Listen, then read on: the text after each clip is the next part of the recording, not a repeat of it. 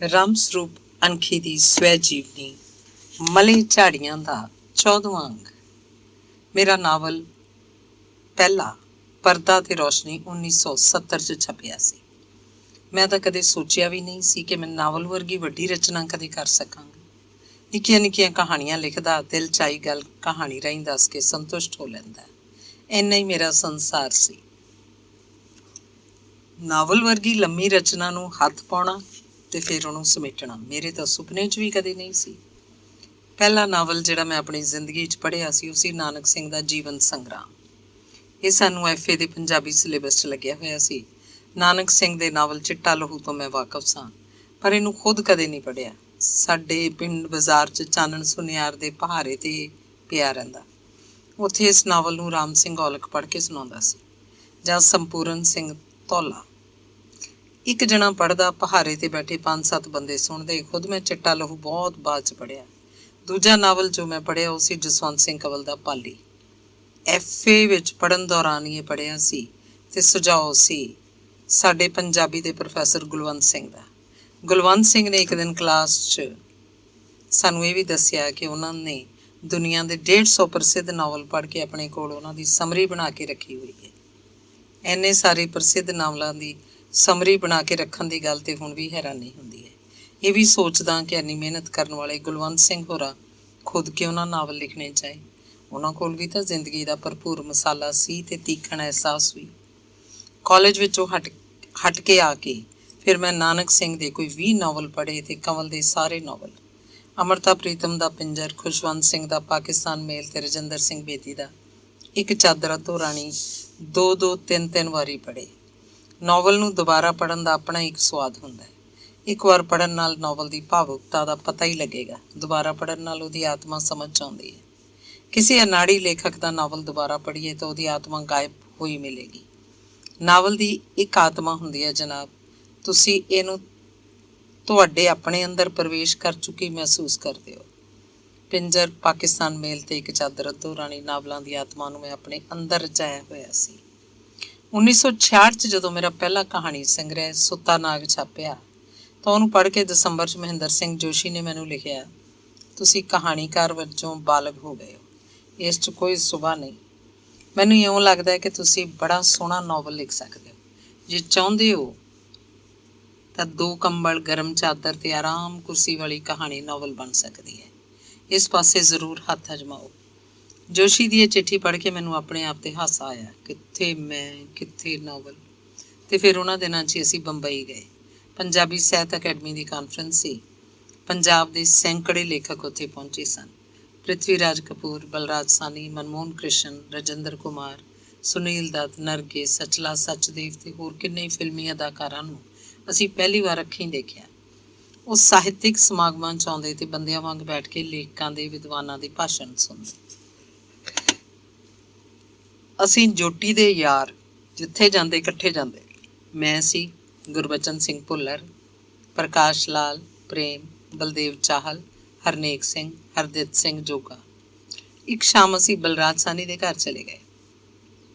ਜੂਹੂ ਸਾਗਰ ਕਿਨਾਰੇ ਉਹਦੀ ਕੋਠੀ ਦੇ ਬਾਹਰ ਗੇਟ ਉੱਤੇ ਲਿਖਿਆ ਹੋਇਆ ਸੀ ਇਕਰਾਮ। ਇਹ ਉਹਦੀ ਕੋਠੀ ਦਾ ਨਾਂ ਸੀ। ਡਰਾਇੰਗ ਰੂਮ 'ਚ ਦਰੀ 'ਤੇ ਭੁੰਜੇ ਬੈਠ ਕੇ ਅਸੀਂ ਗੱਲਾਂ ਕਰਨ ਲੱਗੇ। ਬਲਰਾਜ ਤੇ ਕੰਵਲ ਸਮੁੰਦਰ ਵਿੱਚ ਨਹਾਉਣ ਗਏ, ਅਜੇ ਤੱਕ ਮੁੜੇ ਨਹੀਂ ਸੀ। ਉਹ ਘਰ ਦੇ ਪਾਣੀ ਨਾਲ ਨਹਾ ਧੋ ਕੇ ਜਦੋਂ ਸਾਡੇ 'ਚ ਆ ਬੈਠੇ ਅਤੇ ਸਾਡਾ ਸਭ ਦਾ ਧਿਆਨ ਬਲਰਾਜ ਵੱਲ ਸੀ। ਉਹ ਕਿਵੇਂ ਬੈਠਾ ਹੋਇਆ, ਕਿਵੇਂ ਗੱਲ ਕਰਦਾ, ਉਹਦੀਆਂ ਅੱਖਾਂ, ਨੱਕ, ਕੰਨ, ਸਿਰ ਦੇ ਵਾਲ ਕਿਹੋ ਜਿਹੇ ਹਨ। ਕੁੜਤੇ ਪਜਾਮੇ 'ਚ ਤਾਂ ਇੱਕ ਸਧਾਰਨ ਆਦਮੀ ਲੱਗ ਰਿਹਾ ਸੀ। ਸਾਡੇ ਨਾਲ ਘਰਦਿਆਂ ਵਾਂਗ ਗੱਲਾਂ ਕਰਦਾ। ਸਾਰੀਆਂ ਗੱਲਾਂ ਜਦੋਂ ਮੁੱਕ ਗਈਆਂ ਤਾਂ ਅਸੀਂ 2-2, 3-3 ਜਣੇ ਅਲੱਗ-ਅਲੱਗ ਹੋ ਕੇ ਗੱਲਾਂ ਕਰਨ ਲੱਗੇ। ਚਾਹ ਕਦੋਂ ਦੀ ਪੀ ਚੁੱਕੇ ਸੀ। ਇੱਕ ਦਰਵਾਜ਼ੇ ਦੀ ਦੇਹਲੀ 'ਤੇ ਬਲਰਾਜ ਤੇ ਕੰਵਲ ਚੁੱਪ ਖੜ੍ਹੇ ਸਨ। ਦੋਵੇਂ ਆਕਾਸ਼ ਵੱਲ ਤੱਕ ਰਹੇ ਸਨ। ਉਹਨਾਂ ਦਾ ਆਪਣਾ ਆਪਣਾ ਆਕਾਸ਼ ਹੋਏਗਾ। ਇਕੱਲਾ ਰਹਿ ਜਾਣ ਕਰਕੇ ਮਨੁੱਖ ਚੁੱਪ ਧਾਰ ਲੈਂਦਾ। ਮੈਂ ਉਹਨਾਂ ਦੇ ਵਿਚਕਾਰ ਜਾ ਖੜਾ। ਉਹਨਾਂ ਦੀ ਚੁੱਪ ਟੁੱਟ ਗਈ। ਕੰਵਲ ਮੈਨੂੰ ਕਹਿਣ ਲੱਗਿਆ, ਤੂੰ ਨਾਵਲ ਕਿਉਂ ਨਹੀਂ ਲਿਖਦਾ ਬਈ? ਮੈਂ ਸਿਰਫ ਮੁਸਕਰਾਇਆ ਹੀ। ਬਲਰਾਜ ਕਹਿੰਦਾ, ਹਾਂ ਨਾਵਲ ਤਾਂ ਲਿਖਣਾ ਚਾਹੀਦਾ। ਸੁੱਤਾ ਨਾਗ ਤੂੰ ਮੈਨੂੰ ਭੇਜਿਆ ਸੀ, ਮੈਂ ਪੜ੍ਹੀਆਂ ਨੇ ਤੇਰੀਆਂ ਕਹਾਣੀਆਂ, ਤੂੰ ਅੱਛਾ ਲਿਖਦਾ ਹੈ। ਮੈਨੂੰ ਜੋਸ਼ੀ ਦੀ ਚਿੱਠੀ ਯਾਦ ਆ ਗਈ। ਕੰਵਲ ਨੇ ਫੇਰ ਕਿਹਾ, ਹਾਂ ਫਿਰ ਕੀ ਸਲਾਹ? ਮੈਂ ਜਵਾਬ ਦਿੱਤਾ, ਮੈਂ ਕਹਾਣੀਆਂ ਤਾਂ ਲਿਖ ਲਾਂ, ਨਾਵਲ ਵੀ ਕਦੇ ਦੇਖ ਲੂੰਗਾ। ਕੰਵਲ ਫਿਰ ਬੋਲਿਆ, ਪਹਿਲਾਂ ਕਹਾਣੀਆਂ ਵਾਲੀ ਕੋਈ ਗੱਲ ਨਹੀਂ, ਮੈਂ ਪਹਿਲਾਂ ਨਾਵਲ ਲਿਖੇ ਫਿਰ ਕਹਾਣੀਆਂ, ਤੂੰ ਹੁਣ ਨਾਵਲ ਲਿਖ। ਮੈਨੂੰ ਚੰਗਾ ਕਹਿਣਾ ਹੀ ਬਣਦਾ ਸੀ। ਬਲਰਾਜ ਕਹਿਣ ਲੱਗਿਆ, ਨਾਵਲ ਤਾਂ ਇੱਕ ਚੀਜ਼ ਹੁੰਦੀ ਹੈ ਨਾ, ਨਾਵਲ 'ਚ ਤਾਂ ਪੂਰੀ ਜ਼ਿੰਦਗੀ ਆ ਜਾਂਦੀ ਹੈ। ਨਾਵਲ ਜ਼ਰੂਰ ਲਿਖਣਾ ਚਾਹੀਦਾ, ਕਹਾਣੀਆਂ ਨਾਲ ਗੱਲ ਨਹੀਂ ਬਣਦੀ। ਮੈਂ ਵੀ ਕਦੇ ਕਹਾਣੀਆਂ ਲਿਖਦਾ ਹੁੰਦਾ ਸੀ, ਪਰ ਗੱਲ ਨਹੀਂ ਬਣੀ। ਹਾਂ ਹੂੰ ਤਾਂ ਕਰੀ ਗਿਆ, ਪਰ ਅੰਦਰੋਂ ਮੈਂ ਤਿਆਰ ਨਹੀਂ ਸੀ। ਨਾਵਲ ਮੇਰੇ ਵੱਸ ਦੀ ਗੱਲ ਨਹੀਂ ਸੀ। ਡਰ ਲੱਗਦਾ ਕਿਤੇ ਉਹ ਗੱਲ ਨਾ ਹੋਵੇ ਆਖੇ ਨਾਗ ਛੇੜ ਲਿਆ, ਕਾਲਾ ਮੰਤਰ ਯਾਦ ਨਹੀਂ। ਫਿਰ 1968 'ਚ ਬਰਨਾਲੇ ਤੋਂ ਹੀ ਅਵਤਾਰ ਟੱਲੇਵਾਲੀਆ ਵੱਲੋਂ ਐਡਿਟ ਕੀਤੇ ਜਾਂਦੇ ਤ੍ਰੈਮਾਸਿਕ ਪ੍ਰਤੀਕ ਵਿੱਚ ਛਪੀ ਮੇਰੀ ਕਹਾਣੀ ਅਸ਼ਕੇ ਬੁੜੀਏ ਤੇਰੇ ਪੜ੍ਹ ਕੇ ਸੁਖਵੀਰ ਨੇ ਲਿਖਿਆ, ਤੁਹਾਡੇ ਕੋਲ ਜਿਹੋ ਜਿਹੀ ਜ਼ੁਬਾਨ ਹੈ ਅਤੇ ਜਿਹੋ ਜਿਹੇ ਦਿਲਚਸਪ ਪਾਤਰ ਹਨ ਅਤੇ ਜਿਹੋ ਜਿਹਾ ਕਹਾਣੀ ਬਣਾਉਣ ਅਤੇ ਉਹਨੂੰ ਬਿਆਨ ਕਰਨ ਦਾ ਅੰਦਾਜ਼ ਹੈ, ਉਹਨੂੰ ਦੇਖਦਿਆਂ ਮੈਂ ਰਾਏ ਦਿਆਂਗਾ ਤੁਸੀਂ ਕੋਈ ਨਾਵਲ ਲਿਖੋ, ਵੱਡਾ ਭਰਵਾਂ ਨਾਵਲ। ਸੁਖਵੀਰ ਦਾ ਇੱਕ ਹੱਥ ਪੜ੍ਹ ਕੇ ਮੈਂ ਕਈ ਦਿਨਾਂ ਤੱਕ ਸੋਚਦਾ ਰਿਹਾ। ਮੈਨੂੰ ਲੱਗਿਆ ਮੈਂ ਨਾਵਲ ਲਿਖ ਸਕਦਾ। ਮੇਰੇ 'ਚ ਇੱਕ ਹਿੰਮਤ ਜਿਹੀ ਜਾਗਣ ਲੱਗੀ, ਇੱਕ ਉਤਸ਼ਾਹ ਮੇਰੇ ਦਿਮਾਗ 'ਚ ਘੁੰਮਣ ਲੱਗਿਆ। ਸੁਖਵੀਰ ਨੂੰ ਮੈਂ ਲਿਖ ਦਿੱਤਾ ਕਿ ਮੈਂ ਨਾਵਲ ਲਿਖਣ ਦਾ ਇਰਾਦਾ ਬਣਾ ਲਿਆ। ਮੁੜਦੀ ਡਾਕ ਹੀ ਉਹਦੀ ਚਿੱਠੀ ਆਈ ਕਿ ਨਾਵਲ ਲਿਖਣ ਤੋਂ ਪਹਿਲਾਂ ਮੈਂ ਚੈਪਟਰਾਂ ਦੀ ਵੰਡ ਕਰਕੇ ਉਹਦੀ ਇੱਕ ਵਿਉਂਤ ਬਣਾ ਲਵਾਂ ਅਤੇ ਇਹ ਵਿਉਂਤ ਸਿਨਾਪਸਿਸ ਉਹਨੂੰ ਦਿਖਾ ਦਿਆਂ। ਮੇਰੇ ਦਿਮਾਗ 'ਚ ਇੱਕ ਗੱਲ ਬੜੇ ਚਿਰਾਂ ਤੋਂ ਸਮਾਈ ਹੋਈ ਸੀ, ਉਹ ਹੁਣ ਵੀ ਹੈ ਕਿ ਜ਼ਮੀਨ ਦਾ ਮਾਲਕ ਉਹੀ ਹੋਵੇ ਜਿਹੜਾ ਉਹਨੂੰ ਵਾਹੁੰਦਾ ਬੀਜਦਾ ਹੋਵੇ। ਇਸ ਮਸਲੇ ਨੂੰ ਲੈ ਕੇ ਮੈਂ ਇੱਕ ਪਲਾਟ ਤਿਆਰ ਕੀਤਾ, ਚੈਪਟਰਾਂ 'ਚ ਉਹਦੀ ਵਿਉਂਤ ਬਣਾ ਕੇ ਸੁਖਵੀਰ ਨੂੰ ਭੇਜ ਦਿੱਤਾ। ਸਤੰਬਰ 1968 'ਚ ਸੁਖਵੀਰ ਦੀ ਚਿੱਠੀ ਆਈ। ਨੋਟਸ ਦੇ ਆਧਾਰ 'ਤੇ ਮੇਰੇ ਸਾਹਮਣੇ ਦੋ ਪਾਤਰ ਉੱਭਰਦੇ ਹਨ। ਇੱਕ ਸਰਵਣ ਹੈ ਜੋ ਜ਼ਮੀਨ ਨਾਲ ਬੱਝਾ ਹੋਇਆ ਵੀ ਉਸ ਨਾਲੋਂ ਟੁੱਟਾ ਹੋਇਆ ਹੈ ਕਿਉਂਕਿ ਉਹ ਉਹਦਾ ਹੱਕਦਾਰ ਨਹੀਂ। ਦੂਜਾ ਥੰਮਣ ਹੈ ਜੋ ਡਰਾਈਵਰੀ ਕਰਦਾ ਹੋਇਆ ਜ਼ਮੀਨ ਨਾਲੋਂ ਟੁੱਟਾ ਹੋਇਆ ਵੀ ਉਸ ਨਾਲ ਜੁੜਿਆ ਹੋਇਆ। ਮਸਲਾ ਜ਼ਮੀਨ ਤੇ ਉਸ ਨਾਲ ਉਹਨਾਂ ਦੇ ਪਾਤਰਾਂ ਦੇ ਸੰਬੰਧਾਂ ਦਾ ਹੈ ਅਤੇ ਇਹੋ ਮਸਲਾ ਥੀਮ ਬਣ ਕੇ ਨਾਵਲ 'ਚ ਉਘੜਨਾ ਚਾਹੀਦਾ ਹੈ। ਥੰਮਣ ਜ਼ਮੀਨ ਨਾਲੋਂ ਟੁੱਟ ਕੇ ਯਾਨੀ ਕਿਸਾਨੀ ਜ਼ਿੰਦਗੀ ਨਾਲੋਂ ਟੁੱਟ ਕੇ ਸ਼ਹਿਰ ਵੱਲ ਜਾ ਰਿਹਾ। ਉਹ ਕਿਸਾਨ ਕਿਸ ਹੱਦ ਤੱਕ ਰਹੇਗਾ, ਸ਼ਹਿਰੀ ਬੰਦਾ ਕਿਸ ਹੱਦ ਤੱਕ ਬਣੇਗਾ। ਅੱਜ ਉਹ ਡਰਾਈਵਰ ਹੈ, ਭਲਕੇ ਉਹ ਟਰੱਕ ਦਾ ਮਾਲਕ ਬਣ ਸਕਦਾ ਹੈ, ਇੱਕ ਤਰ੍ਹਾਂ ਨਾਲ ਵਪਾਰ ਕਰ ਸਕਦਾ ਜਾਂ ਸ਼ਾਇਦ ਮੁੜ ਕਿਸਾਨ ਬਣ ਜਾਏ। ਅਤੇ ਸਰਵਣ ਅਸਲੀ ਅਰਥਾਂ 'ਚ ਕਿਸਾਨ ਕਿਵੇਂ ਬਣੇਗਾ। ਚਮਾਰਾਂ ਸੀਰੀਆਂ ਦਾ ਜ਼ਮੀਨ ਦੇ ਮਾਲਕ ਬਣਨ ਦਾ ਮਸਲਾ ਇਸ ਦੌਰ ਦਾ ਅੰਤਿਮ ਕਿਸਾਨੀ ਮਸਲਾ ਹੈ। ਸਰਵਣ ਰਾਹੀਂ ਇਸ ਮਸਲੇ ਨੂੰ ਭਰਵੇਂ ਤਰੀਕੇ ਨਾਲ ਪੇਸ਼ ਕਰਨਾ ਚਾਹੀਦਾ ਹੈ। ਇਸ ਪਾਤਰ ਨੂੰ ਜੱਦੋ-ਜਹਿਦ 'ਚ ਪਾਓ। ਉਹ ਵਿਅਕਤੀ ਦੇ ਤੌਰ 'ਤੇ ਵੀ ਗਲਤ ਸਹੀ ਜਿਹੋ ਜਿਹੀ ਉਹਨੂੰ ਠੀਕ ਲੱਗਦੀ ਹੈ ਜੱਦੋ-ਜਹਿਦ ਕਰੇ ਅਤੇ ਕਿਸਾਨੀ ਲਹਿਰ ਦਾ ਇੱਕ ਅੰਗ ਬਣ ਕੇ ਵੀ ਜੱਦੋ-ਜਹਿਦ ਕਰੇ। ਇਸ ਜੱਦੋ-ਜਹਿਦ ਵਿੱਚ ਉਸ ਵਿੱਚ ਚੇਤਨਾ ਆਏਗੀ। ਉਹ ਅਖੀਰ ਤੱਕ ਆਮ ਜਿਹਾ ਬੰਦਾ ਬਣਿਆ ਰਹਿ ਸਕਦਾ ਹੈ ਅਤੇ ਆਗੂ ਵੀ ਬਣ ਸਕਦਾ ਹੈ। ਬਿਹਤਰ ਹੈ ਉਹਨੂੰ ਆਮ ਜਿਹਾ ਬੰਦਾ ਹੀ ਰੱਖੋ। ਉਹ ਸਿਰਫ ਮਿਲਖੀ ਸਿੰਘ ਨਾਲ ਹੀ ਨਹੀਂ, ਆਪਣੇ ਮਿੱਤਰ ਥੰਮਣ ਨਾਲ ਵੀ ਟਕਰਾਏ ਕਿਉਂਕਿ ਉਹ ਮਾਲਕ ਜਮਾਤ ਦਾ ਬੰਦਾ ਹੈ। ਉਹਨਾਂ ਦੀ ਦੋਸਤੀ 'ਚ ਤਰੇੜਾਂ ਵੀ ਪੈ ਸਕਦੀਆਂ ਹਨ, ਉਹ ਹੋਰ ਪਕੇਰੀ ਵੀ ਹੋ ਸਕਦੀ ਹੈ। ਜੇ ਸਰਵਣ ਨੂੰ ਸਧਾਰਨ ਜਿਹਾ ਬੰਦਾ ਬਣਾਉਣਾ ਹੈ ਤਾਂ ਸਮਾਜਿਕ ਚੇਤਨਾ ਵਾਲਾ ਇੱਕ ਪਾਤਰ ਨਾਵਲ 'ਚ ਪਾਓ ਜੋ ਸਰਵਣ ਦੇ ਦਿਮਾਗ ਦੀਆਂ ਹਨੇਰੀਆਂ ਨੁੱਕਰਾਂ ਨੂੰ ਰੁਸ਼ਨਾਏ ਅਤੇ ਉਹਨੂੰ ਅਗਾਂਹ ਵਧਣ ਦਾ ਰਾਹ ਦੱਸੇ। ਜ਼ਰੂਰੀ ਨਹੀਂ ਉਹ ਕਮਿਊਨਿਸਟ ਹੋਵੇ। ਸਰਵਣ ਰਾਹੀਂ ਚਮਾਰ ਭਾਈਚਾਰੇ ਦੀ ਜ਼ਿੰਦਗੀ ਵੀ ਭਰਵੇਂ ਰੂਪ 'ਚ ਸਾਹਮਣੇ ਆਉਣੀ ਚਾਹੀਦੀ ਹੈ ਅਤੇ ਇਸ ਨਾਵਲ 'ਚ ਇੱਕ ਪੂਰਾ ਪਿੰਡ ਉਘੜਨਾ ਚਾਹੀਦਾ ਹੈ ਜੋ ਕਿ ਪੰਜਾਬ ਦੇ ਪਿੰਡਾਂ ਦਾ ਇੱਕ ਪ੍ਰਤੀਨਿਧ ਪਿੰਡ ਹੋਵੇ। ਤਾਂ ਜੋ ਪਿੰਡਾਂ ਦਾ ਹੋਣ ਵਾਲਾ ਰੂਪ ਕਦੇ ਮਿਟ ਵੀ ਜਾਏ ਤਾਂ ਇਸ ਨਾਵਲ 'ਚ ਉਹ ਪਿੰਡ ਆਪਣੇ ਸਾਰੇ ਪੱਖਾਂ 'ਚ ਜਿਉਂਦਾ ਹੋਵੇ। ਇਹ ਜੋ ਕੁਝ ਲਿਖਿਆ ਲਾਊਡ ਥਿੰਕਿੰਗ ਦੇ ਤੌਰ 'ਤੇ ਲਿਖਿਆ। ਜੇ ਇਸ 'ਚੋਂ ਤੁਹਾਨੂੰ ਕੋਈ ਸੁਝਾਅ ਜਾਂ ਸੇਧ ਮਿਲ ਸਕੇ ਤਾਂ ਚੰਗਾ ਹੈ। ਤੁਸੀਂ ਨਾਵਲ ਬਾਰੇ ਹਾਲੇ ਵੀ ਕਾਹਲ ਕਰ ਰਹੇ ਜਾਪਦੇ ਹੋ। ਚੰਗੇ ਨਾਵਲ ਬੜੀ ਮਿਹਨਤ ਮੰਗਦੇ ਹਨ। ਨਾਵਲ ਬਾਰੇ ਤੁਹਾਡਾ ਹੁਣ ਤੱਕ ਦਾ ਕੰਮ ਸੋਚਣਾ ਅਤੇ ਨੋਟ ਸਾਧ ਲੈਣੇ ਸ਼ਲਾਘਾਯੋਗ ਹੈ, ਪਰ ਇਹ ਹਾਲੀ ਸ਼ੁਰੂਆਤ ਹੈ। ਇਸ 'ਤੇ ਹੋਰ ਕੰਮ ਕਰਨ ਦੀ ਲੋੜ ਹੈ। ਲਿਖਣ ਦੀ ਉਤਾਵਲ ਛੱਡ ਦਿਓ। ਸਾਰੀ ਤਿਆਰੀ ਹੋ ਗਈ ਤਾਂ ਫਿਰ ਲਿਖਣ 'ਚ ਵਧੇਰੇ ਚਿਰ ਨਹੀਂ ਲੱਗੇਗਾ। ਇਹ ਤਿਆਰੀ ਉਸ ਲਿਖਣ ਦਾ ਹੀ ਹਿੱਸਾ ਹੈ। ਤੁਹਾਨੂੰ ਇਹ ਟੀਚਾ ਸਾਹਮਣੇ ਰੱਖ ਕੇ ਨਾਵਲ 'ਤੇ ਮਿਹਨਤ ਕਰਨੀ ਚਾਹੀਦੀ ਹੈ। ਇਹ ਨਾਵਲ ਦਿਹਾਤੀ ਜ਼ਿੰਦਗੀ ਬਾਰੇ ਹੁਣ ਤੱਕ ਲਿਖੇ ਗਏ ਪੰਜਾਬੀ ਨਾਵਲਾਂ ਨਾਲੋਂ ਜੋ ਮੇਰੀ ਨਜ਼ਰ 'ਚ ਬੜੇ ਸਥਾਈ ਕਿਸਮ ਦੇ ਨਾਵਲ ਹਨ, ਚੰਗੇਰਾ ਨਾਵਲ ਹੋਵੇ। ਪੰਜਾਬੀ ਦੇ ਨਾਵਲ ਸਥਾਈ ਇਸ ਲਈ ਵੀ ਹਨ ਕਿ ਉਹਨਾਂ ਵਿੱਚ ਮਨੋਵਿਗਿਆਨਕ ਡੂੰਘਾਈ ਨਹੀਂ ਹੈ। ਪਾਤਰ ਬਾਹਰੋਂ ਉਘੜਦੇ ਹਨ, ਅੰਦਰੋਂ ਨਹੀਂ ਉਘੜਦੇ। ਉਹ ਬੜੇ ਸਪਾਟ ਜਾਪਦੇ ਹਨ। ਅਤੇ ਫਿਰ ਅਗਲੇ ਮਹੀਨੇ ਸੁਖਬੀਰ ਦੀ ਇੱਕ ਹੋਰ ਚਿੱਠੀ ਮਿਲੀ। ਨਾਵਲ ਕਿੱਥੇ ਕੁ ਪਹੁੰਚਿਆ, ਕਹਾਣੀਆਂ ਨਾਲੋਂ ਵੀ ਵੱਖਰਾ ਤਜਰਬਾ ਜਾਪ ਰਿਹਾ। ਲਿਖ ਲਓ ਤਾਂ ਮੈਨੂੰ ਭੇਜਣਾ, ਮੈਂ ਆਪਣੀ ਰਾਏ ਦੀ ਸੁਝਾਅ ਦਿਆਂਗਾ। ਕੁਝ ਹੋਰ ਬੰਦਿਆਂ ਨੂੰ ਵੀ, ਚੰਗੇਰੀ ਸੂਝ ਵਾਲੇ ਪਾਠਕਾਂ ਅਤੇ ਇਮਾਨਦਾਰ ਲੇਖਕਾਂ ਨੂੰ ਪੜ੍ਹਾਉਣਾ ਜਾਂ ਸੁਣਾਉਣਾ ਅਤੇ ਉਹਨਾਂ ਦੀ ਰਾਏ ਲੈਣੀ। ਸੁਖਬੀਰ ਦੇ ਸੁਝਾਵਾਂ ਅਨੁਸਾਰ ਅਤੇ ਆਪਣੀ ਵਿਉਂਤ ਨੂੰ ਲੈ ਕੇ ਨਾਵਲ ਲਿਖਣਾ ਮੈਂ ਸ਼ੁਰੂ ਕਰ ਦਿੱਤਾ। ਨਿੱਤ ਲਿਖਦਾ, ਨਿੱਤ ਪਿਛਲੇ ਲਿਖੇ ਨੂੰ ਪੜ੍ਹਦਾ 15-16 ਦਿਨਾਂ 'ਚ ਹੀ ਉਹਨੂੰ ਪੂਰਾ ਕਰ ਲਿਆ, ਪਰ ਲੱਗਿਆ ਜਿਵੇਂ ਮੇਰੀ ਤਸੱਲੀ ਨਾ ਹੋਈ ਹੋਵੇ। ਸੋਚਣ ਲੱਗਦਾ ਤਾਂ ਨਾਵਲ ਦਾ ਪਲਾਟ ਮੈਨੂੰ ਖਿੰਡਿਆ ਜਿਹਾ ਜਾਪਦਾ, ਪਰ ਫਿਰ ਦਿਲ ਬੱਝਦਾ, ਨਾਵਲ ਤਾਂ ਠੀਕ ਹੀ ਲਿਖਿਆ ਗਿਆ। ਨਾਵਲ ਲੈ ਕੇ ਪਹਿਲਾਂ ਮੈਂ ਦਿੱਲੀ ਆਪਣੇ ਮਿੱਤਰ ਗੁਰਬਚਨ ਸਿੰਘ ਭੁੱਲਰ ਕੋਲ ਗਿਆ। ਉਹਨਾਂ ਦਿਨਾਂ 'ਚ ਉਹ ਪ੍ਰਤਾਪ ਬਾਗ ਰਹਿੰਦਾ ਹੁੰਦਾ ਸੀ। ਰਾਤ ਦੀ ਰੋਟੀ ਟੁੱਕ ਖਾ ਕੇ ਅਸੀਂ ਕਮਰੇ 'ਚ ਖੇਸ ਵਿਛਾ ਕੇ ਬੈਠ ਗਏ। ਅਪ੍ਰੈਲ ਦੇ ਦਿਨ ਸੀ। ਭੁੱਲਰ ਦੀ ਪਤਨੀ ਗੁਰਬਚਨ ਵੀ ਸੁਣ ਰਹੀ ਸੀ। ਵਿਚਕਾਰ ਦੀ 2 ਕੁ ਵਾਰ ਚਾਹ ਵੀ ਪੀਤੀ ਹੋਏਗੀ। ਮੈਂ ਸਾਰਾ ਨਾਵਲ ਪੜ੍ਹ ਕੇ ਸੁਣਾਇਆ। ਰਾਤ ਦੇ 2-2:30 ਵੱਜ ਚੁੱਕੇ ਹੋਣਗੇ। ਨਾਵਲ ਸੁਣ ਕੇ ਭੁੱਲਰ ਤੇ ਉਹਦੀ ਪਤਨੀ ਪੈ ਗਏ। ਭੁੱਲਰ ਕਹਿੰਦਾ, ਤੜਕੇ ਗੱਲ ਕਰਾਂਗੇ, ਹੁਣ ਸੌਂ ਜਾ।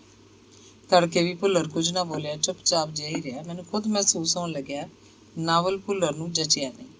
ਅਖੀਰ ਮੈਂ ਉਹਨੂੰ ਉਦੋਂ ਪੁੱਛਿਆ ਜਦੋਂ ਅਸੀਂ ਸਟਾਫ ਬੱਸ 'ਚ ਬੈਠੇ ਉਹਦੇ ਦਫ਼ਤਰ ਨੂੰ ਜਾ ਰਹੇ ਸੀ।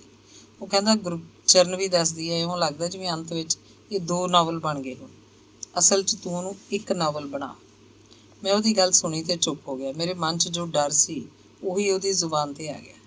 ਦਿੱਲੀ ਤੋਂ ਪਿੰਡ ਮੁੜਿਆ ਦਾ ਫੈਸਲਾ ਕੀਤਾ ਕਿ ਇਹ ਨਾਵਲ ਇਸ ਹਾਲਤ 'ਚ ਸੁਖਬੀਰ ਦੇ ਪੜ੍ਹਨ ਲਈ ਨਹੀਂ ਭੇਜਾਂਗਾ। ਕੀ ਕਹੇਗਾ ਉਹ? ਉਹਨੇ ਇੰਨੇ ਸੁਝਾਅ ਦਿੱਤੇ ਤੇ ਮੈਂ ਆਹ ਨਾਵਲ ਲਿਖਿਆ।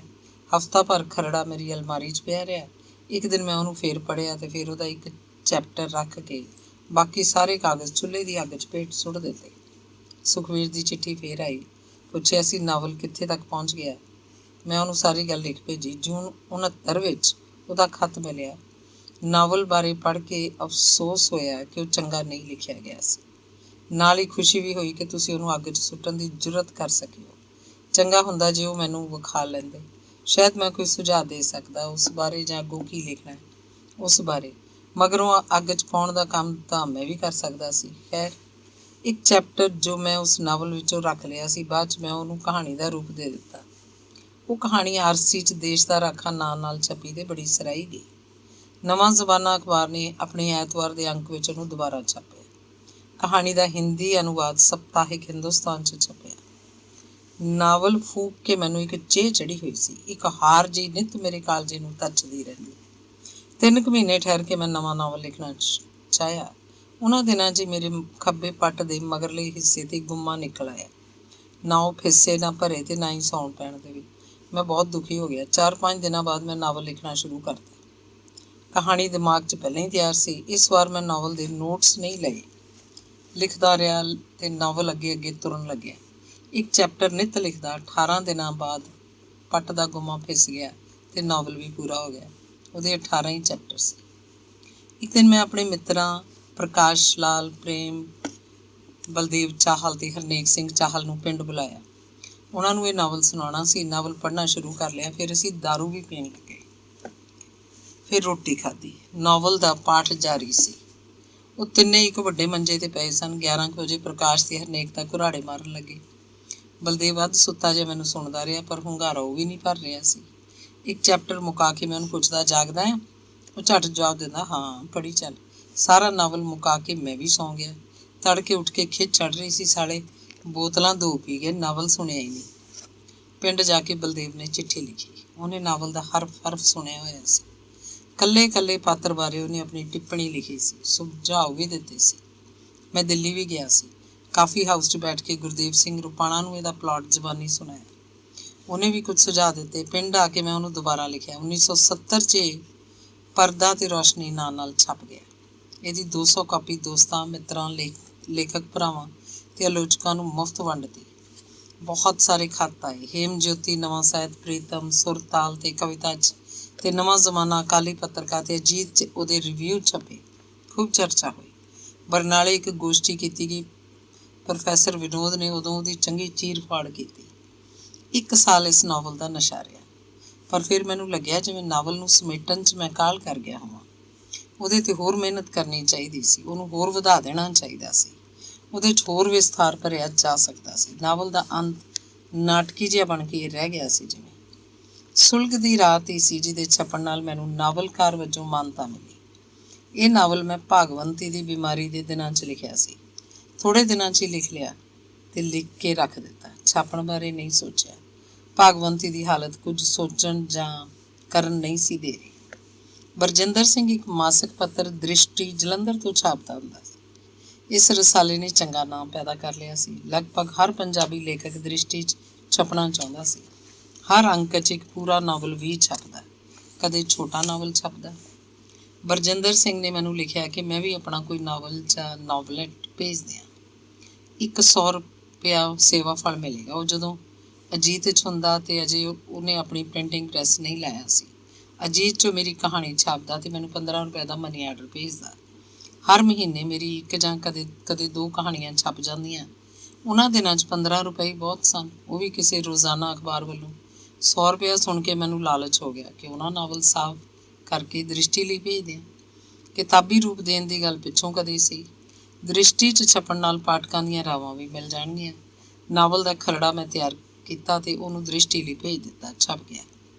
ਨਾਵਲ ਦਾ ਚੌਥਾ ਹਿੱਸਾ ਕੱਟਿਆ ਹੋਇਆ ਸੀ। ਬਾਅਦ 'ਚ ਵੀ ਮੈਨੂੰ ਇਹ ਪਤਾ ਨਾ ਲੱਗ ਸਕਿਆ ਕਿ ਨਾਵਲ ਵੱਡਾ ਹੋਣ ਕਰਕੇ ਕੱਟ ਵੱਢ ਦਿੱਤਾ ਗਿਆ ਸੀ ਜਾਂ ਉਹ ਹਿੱਸੇ ਸੱਚਮੁੱਚ ਹੀ ਉਹਦੇ ਵਾਧੂ ਸਨ। ਖੈਰ, ਮੈਨੂੰ ਅਨੇਕਾਂ ਪਾਠਕਾਂ ਦੇ ਖੱਤ ਮਿਲੇ। ਕਈ ਖੱਤ ਦ੍ਰਿਸ਼ਟੀ ਦੇ ਅਗਲੇ ਅੰਕ 'ਚ ਛਪੇ। ਸੁਲਗ ਦੀ ਰਾਤ ਨੂੰ ਪਸੰਦ ਕੀਤਾ ਗਿਆ ਸੀ। ਤੀਜੇ ਚੌਥੇ ਮਹੀਨੇ ਉਹਨੂੰ ਇੱਕ ਪਬਲਿਸ਼ਰ ਨੇ ਪੇਪਰ ਬੈਗ 'ਚ ਛਾਪ ਦਿੱਤਾ। ਰਾਇਲਟੀ ਕਿਤਾਬ ਛਪਣ ਤੋਂ ਪਹਿਲਾਂ ਦਿੱਤੀ। 3300 ਕਾਪੀ ਛਾਪੀ ਉਹਨੇ। ਪੇਪਰ ਬੈਗ ਵਿੱਚ ਦ੍ਰਿਸ਼ਟੀ ਵਾਲਾ ਰੂਪ ਹੀ ਸੀ। ਫਿਰ 1978 'ਚ ਜਾ ਕੇ ਮੈਂ ਇਸ ਨਾਵਲ ਨੂੰ ਦੁਬਾਰਾ ਲਿਖਿਆ। ਇੱਕ ਤਰ੍ਹਾਂ ਨਾਲ ਦ੍ਰਿਸ਼ਟੀ ਵਾਲੇ ਰੂਪ ਨੂੰ ਹੀ ਵਧਾਇਆ ਘਟਾਇਆ। ਹਾਰਡ ਬਾਊਂਡ 'ਚ ਛਪ ਗਿਆ। ਇਸ ਵਾਰ ਇਹ ਹੋਰ ਹੱਥਾਂ 'ਚ ਗਿਆ।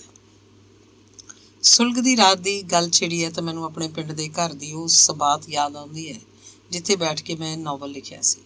ਉਮਰ ਦੇ 35-36 ਸਾਲ ਮੈਂ ਇਸੇ ਸਬਾਤ 'ਚ ਗੁਜ਼ਾਰੇ।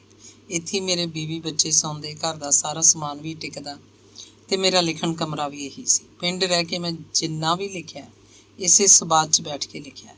ਬੱਸ ਜਾਂ ਰੇਲ ਗੱਡੀ ਦੇ ਸਫ਼ਰ 'ਚ ਮੈਂ ਕਦੇ ਵੀ ਨਾ ਲਿਖ ਸਕਿਆ, ਨਾ ਹੀ ਕਿਸੇ ਹੋਰ ਦੇ ਘਰ ਬੈਠ ਕੇ ਲਿਖ ਸਕਦਾ ਸੀ।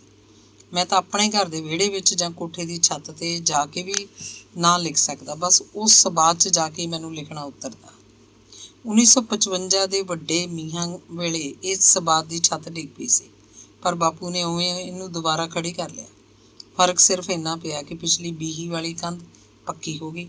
ਲਟੈਣ ਤੇ ਕੜੀਆਂ ਫਰੰਗੇ ਉਹੀ ਰਹੇ, ਪਰ ਪੁਰਾਣੇ ਬੋਦੇ ਸ਼ਤੀਰਾਂ ਦੀ ਥਾਂ ਨਵੀਆਂ ਸ਼ਤੀਰੀਆਂ ਪੈ ਗਈਆਂ ਅਤੇ ਨਵੀਂ ਸਿਰਕੀ ਵੀ। ਪੁਰਾਣੀ ਛੱਤ ਵਿੱਚ ਸਿਰਕੀ ਦੀ ਥਾਂ ਬੂਈਆਂ ਦਾ ਖਿੱਪ ਸੀ। ਪੁਰਾਣੀ ਸਬਾਤ ਵੀ 2 ਹਿੱਸਿਆਂ 'ਚ ਵੰਡੀ ਹੋਈ ਸੀ।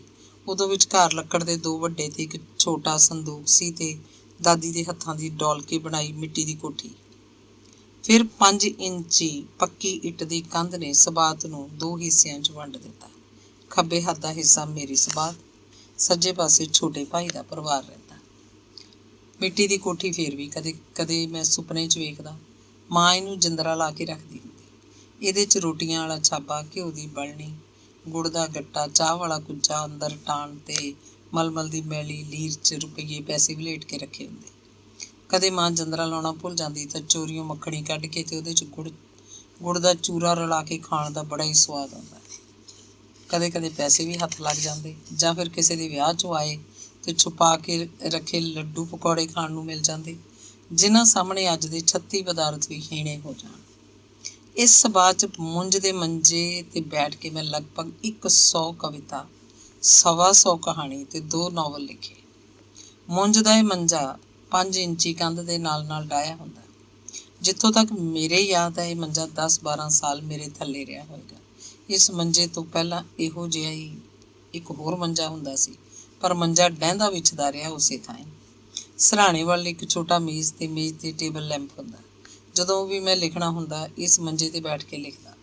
ਮੂਹਰੇ ਇੱਕ ਛੋਟਾ ਮੇਜ਼ ਰੱਖ ਲੈਂਦਾ, ਨਹੀਂ ਤਾਂ ਫਿਰ ਪਏ ਸਿਰਹਾਣੇ ਵੱਲ ਮੇਜ਼ 'ਤੇ ਸਿਰ ਰੱਖ ਕੇ ਤੇ ਟੇਬਲ ਲੈਂਪ ਜਗਾ ਕੇ ਲਿਖਣ ਪੜ੍ਹਨ ਦੀ ਮੈਨੂੰ ਆਦਤ ਸੀ। ਲਿਖਣ ਵਾਲੀ ਗੱਲ ਚਾਹੇ ਮੈਨੂੰ ਸਕੂਲ ਜਾ ਕੇ ਸੁੱਝਦੀ ਜਾਂ ਰਾਹ 'ਚ ਸਾਈਕਲ ਚਲਾਉਂਦੀ ਹੋਈ, ਪਰ ਕਲਮ ਦੀ ਨੋਕ 'ਤੇ ਆਉਂਦੀ। ਇਸ ਸਬਾਤ ਵਿੱਚ ਇਸ ਮੰਜੇ 'ਤੇ ਬੈਠ ਕੇ, ਇਹ ਮੰਜਾ ਜਿਵੇਂ ਰਾਜਾ ਵਿਕਰਮਾਦਿੱਤ ਦਾ ਤਖਤ ਹੋਵੇ, ਇਹ 'ਤੇ ਬੈਠ ਕੇ ਮੇਰੀ ਕਲਮ ਤੋਂ ਇਨਸਾਫ ਹੋ ਸਕਦਾ। ਘੁਣ ਖਾਧੀ ਲਟੈਣ ਹਰ ਸਾਲ ਪਤਨੀ ਇਹਦੇ 'ਤੇ DDT ਦੇ ਘੋਲ ਦਾ ਪੋਚਾ ਦਿੰਦੀ। ਬਾਰਿਸ਼ ਦੇ ਦਿਨਾਂ 'ਚ ਡਰ ਲੱਗਦਾ ਲਟੈਣ ਟੁੱਟੀ, ਹੁਣ ਟੁੱਟੀ।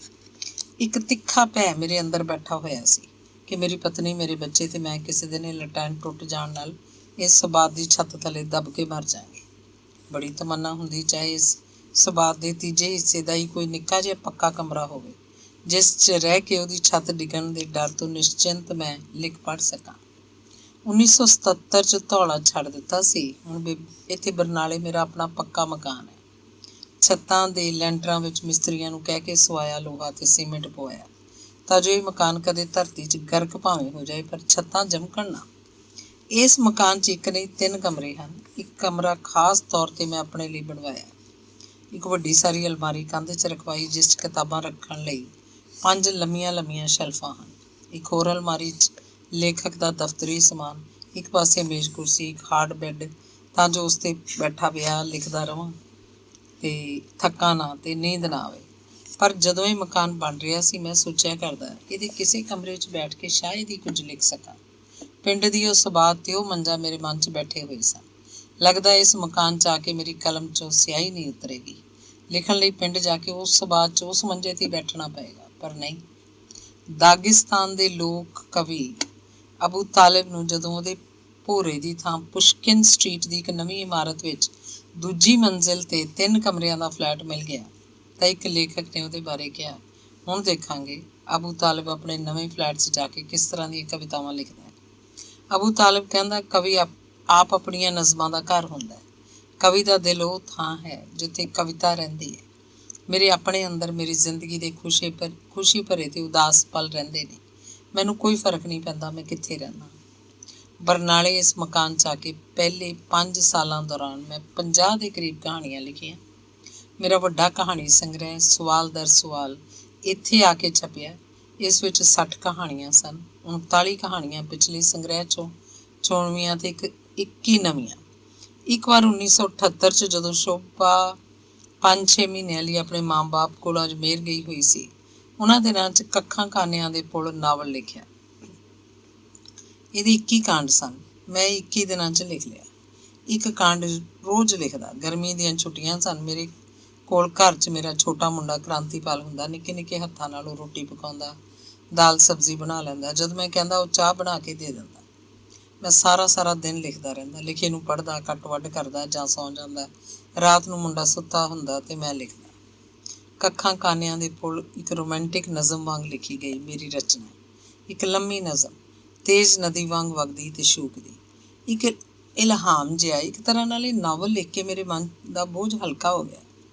ਮੈਨੂੰ ਦਿਮਾਗੀ ਸਥਿਰਤਾ ਮਿਲੀ ਸੀ। ਇਸ ਨਾਵਲ 'ਚ ਲਈ ਗਈ ਸਮੱਸਿਆ ਬਹੁਤੇ ਲੋਕਾਂ ਦੀ ਸਮੱਸਿਆ ਨਹੀਂ ਹੁੰਦੀ। ਕਿਸੇ ਨੂੰ ਅਜਿਹੀ ਸਮੱਸਿਆ ਦਾ ਸਾਹਮਣਾ ਕਰਨਾ ਪੈਂਦਾ ਹੈ। ਸੁੰਨਸਾਨ ਜੰਗਲ 'ਚ ਛੱਡੀ ਇੱਕ ਤਿੱਖੀ ਤੇ ਗੂੰਜਵੀਂ ਚੀਖ ਜੋ ਸੁਣਨ ਵਾਲੇ ਨੇ ਵੀ ਨਾ ਸੁਣੀ ਹੋਵੇ। ਉਦਾਸ ਰੁੱਖਾਂ ਤੇ ਪੀਲੇ ਪੱਤਿਆਂ ਦੀ ਬਾਰਿਸ਼ ਜਿਹਾ ਹਸ਼ਰ ਹੁੰਦਾ ਹੈ ਇਸੇ ਚੀਖ ਦਾ। Doctor T.R. ਵਿਨੋਦ ਨੇ ਇਸ ਨਾਵਲ ਨੂੰ ਪੰਜਾਬੀ ਸਾਹਿਤ ਵਿੱਚ ਲਿਖਿਆ ਗਿਆ ਇੱਕੋ ਇੱਕ ਤੇ ਪਹਿਲਾ ਨਾਵਲ ਦੱਸਿਆ ਜਿਸ 'ਚ ਇੱਕ ਰੰਡੇ ਪਾਤਰ ਦਾ ਕਿਰਦਾਰ ਪੇਸ਼ ਕੀਤਾ ਗਿਆ ਹੈ। ਇਹ ਨਾਵਲ ਪੜ੍ਹ ਕੇ ਮੈਨੂੰ ਉਹਨਾਂ ਦਿਨਾਂ 'ਚ ਕਿਸੇ ਨੇ ਚਿੱਠੀ ਲਿਖੀ ਸੀ। ਰਾਤ 1 ਵਜੇ ਤੋਂ ਪੌਣੇ 4 ਵਜੇ ਤੱਕ ਪੜ੍ਹਦੀ ਨੇ ਮੈਂ ਆਪਣੇ ਸਿਰਹਾਣੇ ਦਾ ਕੋਨਾ ਪੂਰਾ ਭਿਉਂ ਦਿੱਤਾ ਰੋ ਕੇ। ਨਾਵਲ ਮੁਕਾ ਕੇ ਧਿਆਨ ਗਿਆ ਉਸ ਬਾਂਹ ਵੱਲ ਜਿਸ ਦੇ ਹੱਥ 'ਤੇ ਸਿਰ ਟਿਕਾ ਕੇ ਮੈਂ ਪੜ੍ਹਦੀ ਰਹੀ। ਬਾਂਹ ਸੌਂ ਕੇ ਪੱਥਰ ਹੋਈ ਪਈ ਹੈ, ਠੰਡੀ ਤੇ ਬੇਜਾਨ। ਪਤਾ ਨਹੀਂ ਕਦੋਂ ਦਾ ਖੂਨ ਦਾ ਦੌਰਾ ਰੁਕਿਆ। ਇਸ ਤੋਂ ਵੱਧ ਕੀ ਕਹਾਂ ਇਸ ਨਾਵਲ ਬਾਰੇ, ਪਰ ਇਹ ਵੀ ਨਾ ਸੋਚ ਲੈਣਾ ਕਿ ਮੈਂ ਉਪਭਾਵਕ ਹਾਂ। ਫਿਕਸ਼ਨ ਪੜ੍ਹ ਕੇ ਰੋਣ ਦੀ ਉਮਰ 20 ਸਾਲ ਪਿੱਛੇ ਰਹਿ ਗਈ। ਹੁਣ ਤਾਂ ਕੋਈ ਕਿਤਾਬ ਹੀ ਇੰਨਾ ਅਸਰ ਕਰਦੀ ਹੈ। ਕੱਖਾਂ ਕਾਨਿਆਂ ਦੇ ਪੁਲ 1979 'ਚ ਛਪਿਆ ਸੀ ਤੇ ਜ਼ਖਮੀ ਅਤੀਤ 1981 'ਚ। ਮੈਂ 17 ਦਸੰਬਰ 1980 ਨੂੰ ਲਿਖਣਾ ਸ਼ੁਰੂ ਕੀਤਾ। 3 ਜਨਵਰੀ 1981 ਨੂੰ ਪੂਰਾ ਕਰਤਾ। ਇੱਕ ਚੈਪਟਰ ਨਿੱਤ ਲਿਖਦਾ, ਕਿਸੇ ਦਿਨ 2 ਚੈਪਟਰ ਵੀ। ਸਾਰੇ 24 ਚੈਪਟਰ ਹਨ। 23 ਚੈਪਟਰ ਲਗਭਗ ਇੱਕੋ ਜਿੰਨੇ ਸਫ਼ਿਆਂ ਦੇ। 24ਵਾਂ ਚੈਪਟਰ ਸਿਰਫ 1.5 ਸਤਰ ਦਾ। ਪਰ ਇਹ 1.5 ਸਤਰ ਵੀ ਮੈਂ ਪੂਰਾ ਦਿਨ ਲਾ ਕੇ ਤੇ ਸੋਚ ਕੇ ਲਿਖੀ। ਜ਼ਖਮੀ ਅਤੀਤ ਦੀ ਮੂਲ ਕਥਾ ਸ਼ੋਭਾ ਕੋਲੋਂ ਮਿਲੀ। ਮੈਂ ਸਵਾਲ ਕੀਤਾ ਸੀ, ਕੋਈ ਔਰਤ ਆਪਣੇ ਢਿੱਡੋਂ ਕੱਢੇ ਬੱਚੇ ਨੂੰ ਤਿਆਗ ਕਿਵੇਂ ਸਕਦੀ ਹੈ? ਉਹ ਕਹਿੰਦੀ, ਢਿੱਡੋਂ ਕੱਢੇ ਤਾਂ ਉਹ ਵੀ ਹੁੰਦੇ ਨੇ ਜਿਨ੍ਹਾਂ ਨੂੰ ਕੁਆਰੀਆਂ ਮਾਵਾਂ ਆਪਣੇ ਹੱਥੀਂ ਗੰਦੇ ਨਾਲਿਆਂ 'ਚ ਸੁੱਟ ਆਉਂਦੀਆਂ ਨੇ। ਉਦੋਂ ਮਮਤਾ ਕਿੱਧਰ ਜਾਂਦੀ ਹੈ? ਮੈਂ ਕਿਹਾ, ਬਈ ਨਹੀਂ, ਮੇਰੀ ਇਹ ਨਾਇਕਾ ਇੰਜ ਨਹੀਂ ਕਰ ਸਕੇਗੀ। ਪਾਠਕਾਂ ਨੂੰ ਕੀ ਜਵਾਬ ਦੇਵਾਂਗਾ ਮੈਂ? ਉਹ ਗੁੱਸੇ 'ਚ ਬੋਲੀ, ਤੁਹਾਡੀ ਨਾਇਕਾ ਇੰਜ ਨਹੀਂ ਕਰ ਸਕਦੀ ਤਾਂ ਫਿਰ ਮਰੇ ਪਰੇ ਭੋਗੀ ਜਾਵੇ ਨਰਕ ਸਾਰੀ ਉਮਰ। ਤੇ ਫਿਰ ਅਸੀਂ ਸਮਝੌਤਾ ਕਰ ਲਿਆ ਕਿ ਸੁਰਿੰਦਰ ਨੂੰ ਮਮਤਾ ਤਿਆਗਣੀ ਪਏਗੀ। ਇੰਜ ਨਹੀਂ ਕਰੇਗੀ ਤਾਂ ਇੱਕ ਆਮ ਔਰਤ ਨਾਲੋਂ ਉਹਦੇ 'ਚ ਫਰਕ ਹੀ ਕੀ ਹੋਇਆ? ਤਾਂ ਫਿਰ ਨਾਵਲ ਲਿਖਣ ਦੀ ਵੀ ਕੀ ਲੋੜ ਹੈ? ਨਵਾਂ ਸਫ਼ਰ ਸ਼ੁਰੂ ਕਰਨ ਲਈ ਉਹਦੇ ਕੋਲ ਇੱਕ ਵਿਲੱਖਣ ਸਾਹਸ ਹੋਣਾ ਜ਼ਰੂਰੀ ਹੈ। ਦੂਜੇ ਮਰਦ ਦਾ ਜ਼ਬਰ ਆਪਣੇ ਪਿੰਡੇ 'ਤੇ ਸਹਿ ਕੇ ਜਿਹੜੀ ਔਰਤ ਚੁੱਪ ਕਰ ਜਾਏ ਉਹ ਦੁਨੀਆ ਦੀ ਨਜ਼ਰ 'ਚ ਤਾਂ ਪਹਿਲਾਂ ਵਾਂਗ ਹੀ ਸੱਚੀ ਸੁੱਚੀ ਹੁੰਦੀ ਹੋਏਗੀ, ਪਰ ਆਪਣੇ ਆਪ 'ਚ ਹੀ ਉਹਦੀ ਮਾਨਸਿਕਤਾ ਲੀਰੋ ਲੀਰ ਹੋ ਕੇ ਰਹਿ ਜਾਂਦੀ ਹੈ। ਇੱਕ ਜ਼ਹਿਰ ਜਿਹਾ ਉਹਦੇ ਖੂਨ 'ਚ ਘੁਲਣ ਲੱਗਦਾ ਤੇ ਨਮੋਸ਼ੀ ਦਾ ਪਰਛਾਵਾਂ ਉਹਦਾ ਪਿੱਛਾ ਨਹੀਂ ਛੱਡਦਾ। ਉਹ ਚੀਖ ਉੱਠੇ ਤਾਂ ਖੁਦ ਹੀ ਬਦਨਾਮ ਹੁੰਦੀ ਹੈ। ਇਨਸਾਫ ਤਾਂ ਕਾਨੂੰਨ ਦੀ ਮੂਰੀ ਨਿਕਲ ਤੁਰਦਾ ਤੇ ਫਿਰ ਉਹ ਕਰੇ ਕੀ? ਕਿੱਥੋਂ ਹਮਦਰਦੀ ਲਵੇ? ਕੀ ਆਪਣੇ ਪਤੀ ਨੂੰ ਦੱਸ ਦੇਵੇ? ਪਤੀ ਤਾਂ ਉਹਦਾ ਸਭ ਕੁਝ ਹੁੰਦਾ ਤੇ ਫਿਰ ਪਤੀ ਦੀ ਪ੍ਰਤੀਕਿਰਿਆ? ਪਤੀ ਪਤਨੀ ਦਾ ਰਿਸ਼ਤਾ ਇੱਕ ਪਰਸਪਰ ਵਿਸ਼ਵਾਸ ਦਾ ਨਾਂ ਹੈ। ਇਹ ਵਿਸ਼ਵਾਸ ਹਿੱਲ ਗਿਆ ਤਾਂ ਇਹ ਰਿਸ਼ਤਾ ਇੱਕ ਢੋਂਗ, ਇੱਕ ਵਿਖਾਵਾ, ਆਪਣੀ ਲਾਸ਼ ਆਪਣੇ ਹੀ ਮੋਢੇ ਤੇ ਧੋ ਕੇ ਲੈ ਜਾਣ ਦੀ ਕਿਰਿਆ। ਮਮਤਾ ਦਾ ਰਿਸ਼ਤਾ ਕੌਣ ਤੋੜ ਸਕਦਾ ਹੈ? ਪਰ ਕਿਸੇ ਵੱਖਰੀ ਪ੍ਰਸਥਿਤੀ ਵਿੱਚ ਆਪਣੀ ਔਲਾਦ ਮਮਤਾ ਦੇ ਅਰਥ ਖੋ ਬੈਠਦੀ ਹੈ। ਔਲਾਦ ਦਾ ਕਸੂਰ ਚਾਹੇ ਕੋਈ ਨਾ ਹੋਵੇ, ਮਮਤਾ ਦੀਵਾਰ ਵੀ ਤਾਂ ਬਣ ਸਕਦੀ ਹੈ। ਸਵਾਲ ਤਾਂ ਜ਼ਿੰਦਗੀ ਦੇ ਸਫ਼ਰ ਦਾ ਹੁੰਦਾ ਹੈ। ਇਕੱਲੀ ਔਰਤ ਇਸ ਲੰਮੇ ਸਫ਼ਰ ਨੂੰ ਕਿਵੇਂ ਪਾਰ ਕਰੇ? ਮਰਦ ਦੇ ਸਾਥ ਦੀ ਲੋੜ ਸਦਾ ਹੀ ਰਹੇਗੀ, ਕੋਈ ਆਪਣਾ ਮਰਦ। ਇਸ ਨਾਵਲ ਦੀ ਔਰਤ ਅਬਲਾ ਨਹੀਂ, ਨਾ ਹੀ ਕਿਸੇ ਤਰਸ ਦੀ ਪਾਤਰ। ਉਹ ਬਲਾਤਕਾਰ ਦਾ ਬਦਲਾ ਲੈਣਾ ਵੀ ਜਾਣਦੀ ਹੈ ਤੇ ਪਤੀ ਦੇ ਅਵਿਸ਼ਵਾਸ ਨਾਲ ਵੀ ਨਜਿੱਠ ਸਕਦੀ ਹੈ। ਆਈ ਉੱਤੇ ਆ ਜਾਏ ਤਾਂ ਮਮਤਾ ਦੇ ਮਿੱਥ ਨੂੰ ਵੀ ਤੋੜ ਦਿੰਦੀ ਹੈ। ਕੋਈ ਅਜਿਹਾ ਮਰਦ ਵੀ ਉਹਨੂੰ ਮਿਲ ਜਾਂਦਾ ਹੈ ਜਿਹੜਾ ਉਹਦੇ ਜ਼ਖਮੀ ਅਤੀਤ ਨੂੰ ਨਾ ਗੌਲਦਾ ਹੋਇਆ ਸਾਰੀ ਦੀ ਸਾਰੀ ਨੂੰ ਆਪਣਾ ਬਣਾ ਲਵੇ। ਕਿਸੇ ਨੇ ਮੈਨੂੰ ਲਿਖਿਆ ਸੀ, ਸੁਰਿੰਦਰ ਨੌਕਰੀ ਤੇ ਲੱਗ ਗਈ, ਉਹਦਾ ਵਿਆਹ ਵੀ ਹੋ ਗਿਆ। ਇਸ ਨਾਵਲ ਦਾ ਅਜਿਹਾ ਅੰਤ ਕਰਕੇ ਤੂੰ ਠੀਕ ਨਹੀਂ ਕੀਤਾ। ਤੇਰਾ ਇਹ ਨਾਵਲ ਇੱਕ ਵਿਅਕਤੀ ਦੀ ਲੜਾਈ ਬਣ ਕੇ ਰਹਿ ਗਿਆ। ਮੈਂ ਕਹਿੰਦਾ ਸਮੂਹਕ ਲੜਾਈ ਜਦੋਂ ਸਾਡੇ ਜੀਵਨ 'ਚ ਹੀ ਕਿਧਰੇ ਨਹੀਂ ਦਿਸਦੀ, ਸਾਹਿਤ ਵਿੱਚ ਕਿੱਥੋਂ ਆਏਗੀ? ਜਦੋਂ ਲੋਕ ਕੋਈ ਸਮੂਹਕ ਲੜਾਈ ਲੜਨਗੇ ਉਦੋਂ ਲੇਖਕ ਵੀ ਇਹਨੂੰ ਆਪਣੀਆਂ ਰਚਨਾਵਾਂ 'ਚ ਲੈ ਆਏਗਾ। ਸੁਰਜੀਤ ਗਿੱਲ ਨੇ ਜ਼ਖਮੀ ਅਤੀਤ ਨੂੰ ਪੜ੍ਹ ਕੇ ਇੱਕ ਵੱਖਰਾ ਹੀ ਨਿਰਣਾ ਲਿਆ। ਉਹ ਲਿਖਦਾ ਹੈ, ਨਾਵਲਕਾਰ ਨੇ ਪਹਿਲੀ ਵਾਰ ਅਜਿਹੇ ਪਾਤਰ ਸਿਰਜੇ ਹਨ ਜਿਹੜੇ ਜਾਗੀਰਦਾਰੀ ਸੋਚ ਦੀ ਲਛਮਣ ਰੇਖਾ ਟੱਪ ਕੇ ਬੁਰਜੁਆ ਸੋਚ ਦੇ ਅਮਲ ਨੂੰ ਗ੍ਰਹਿਣ ਕਰਦੇ ਹਨ। ਜਿੱਥੇ ਜਾਗੀਰਦਾਰੀ ਪ੍ਰਥਾ ਦੇ ਉਲਟ ਬਗਾਵਤ ਹੈ, ਉੱਥੇ ਬੁਰਜੁਆ ਪ੍ਰਥਾ ਦੀ ਖੁਦਗਰਜ਼ੀ ਤੇ ਨਿਰਦਈਪੁਣੇ ਨੂੰ ਵੀ ਨੰਗਾ ਕਰਦੀ ਹੈ। ਨਾਇਕਾ ਆਪਣਾ ਨਿੱਜੀ ਜੀਵਨ ਉਸਾਰਨ ਦੀ ਖੁਦਗਰਜ਼ੀ ਅਧੀਨ ਮਾਸੂਮ ਬੱਚੇ ਤੇ ਸੱਸ ਵੱਲ ਨਿਰਦਈ ਹੋ ਜਾਂਦੀ ਹੈ। ਬੁਰਜੁਆ ਪ੍ਰਥਾ ਦੀ ਇਹੋ ਦੇਣ ਹੈ ਕਿ ਉਹ ਜਾਗੀਰਦਾਰੀ ਪ੍ਰਥਾ ਦੀ ਅਖੌਤੀ ਸਮੂਹਕਤਾ ਨੂੰ ਤੋੜ ਕੇ ਵਿਅਕਤੀ ਨੂੰ ਖੁਦਗਰਜ਼ ਬਣਾਉਂਦੀ ਹੈ। ਇਹੋ ਖੁਦਗਰਜ਼ੀ ਅੱਗੇ ਚੱਲ ਕੇ ਸਾਰੀਆਂ ਕਰਪਸ਼ਨਾਂ ਦਾ ਮੁੱਢ ਬਣਦੀ ਹੈ। ਇਸ ਤਰ੍ਹਾਂ ਇਹ ਨਾਵਲ ਅਣਖੀਦਾ ਇੱਕ ਅਹਿਮ ਪ੍ਰਾਪਤੀ ਹੈ ਜਿਹੜੀ ਜਾਗੀਰਦਾਰੀ ਤੇ ਬੁਰਜੁਆ ਸੋਚ ਨੂੰ ਨੰਗਾ ਕਰਦੀ ਹੈ। ਅੰਗ 15ਵਾਂ। ਜਿਵੇਂ ਤੁਸੀਂ ਕਿਸੇ ਉਜਾੜ ਬੀਆਬਾਨ 'ਚ ਖੜੇ ਹੋ ਤੇ ਅਚਾਨਕ ਤੁਹਾਨੂੰ ਕਿਸੇ ਪਾਸਿਓਂ ਕੋਈ ਖੁਸ਼ਬੂ ਆਉਣ ਲੱਗ ਪਈ। ਤੁਸੀਂ ਉਸ ਖੁਸ਼ਬੂ ਦਾ ਥਾਂ ਟਿਕਾਣਾ ਲੱਭਣਾ ਚਾਹੋਗੇ। ਥਾਂ ਟਿਕਾਣਾ ਨਾ ਮਿਲ ਰਿਹਾ ਹੋਵੇ ਤਾਂ ਇੱਕ ਦੌੜ ਤੋਂ ਸਿਵਾਏ ਤੁਹਾਡੇ ਹੱਥ ਪੱਲੇ ਕੁਝ ਨਹੀਂ ਆਏਗਾ। ਸਿੱਤਮ ਇਹ ਕਿ ਖੁਸ਼ਬੂ ਫਿਰ ਵੀ ਆਉਂਦੀ ਰਹੇਗੀ। ਬਸ ਇਉਂ ਇਸ ਖੁਸ਼ਬੂ ਦਾ ਤੇਜ਼ ਅਹਿਸਾਸ ਕਦੇ ਮੈਨੂੰ ਹੋਇਆ ਸੀ। ਮੈਂ ਉਸ ਖੁਸ਼ਬੂ ਨੂੰ ਫੜਨ ਦੀ ਕੋਸ਼ਿਸ਼ ਕੀਤੀ, ਪਰ ਮੈਂ ਹਰ ਮੁਹਿੰਮ 'ਚ ਹਾਰ ਕੇ ਪਰਤ ਆਉਂਦਾ ਰਿਹਾ। ਜਿਨ੍ਹਾਂ ਦਿਨਾਂ 'ਚ ਭਾਗਵੰਤੀ ਆਖਰੀ ਸਾਹਾਂ 'ਤੇ ਸੀ, ਇੱਕ ਉਹ ਕੋਈ ਮੇਰੀ ਜ਼ਿੰਦਗੀ 'ਚ ਅਚਾਨਕ ਆ ਗਈ। ਮੈਂ ਉਹਨੂੰ ਖੁਸ਼ ਆਮਦੀਦ ਕਿਹਾ।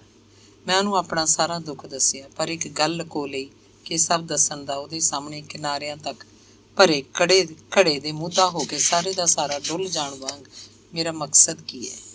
ਉਹ ਬਹੁਤ ਮੋਹ ਕਰਦੀ, ਜਦੋਂ ਵੀ ਮਿਲਦੀ ਉਹਦੀਆਂ ਗੱਲਾਂ ਨਾ ਮੁੱਕਦੀਆਂ।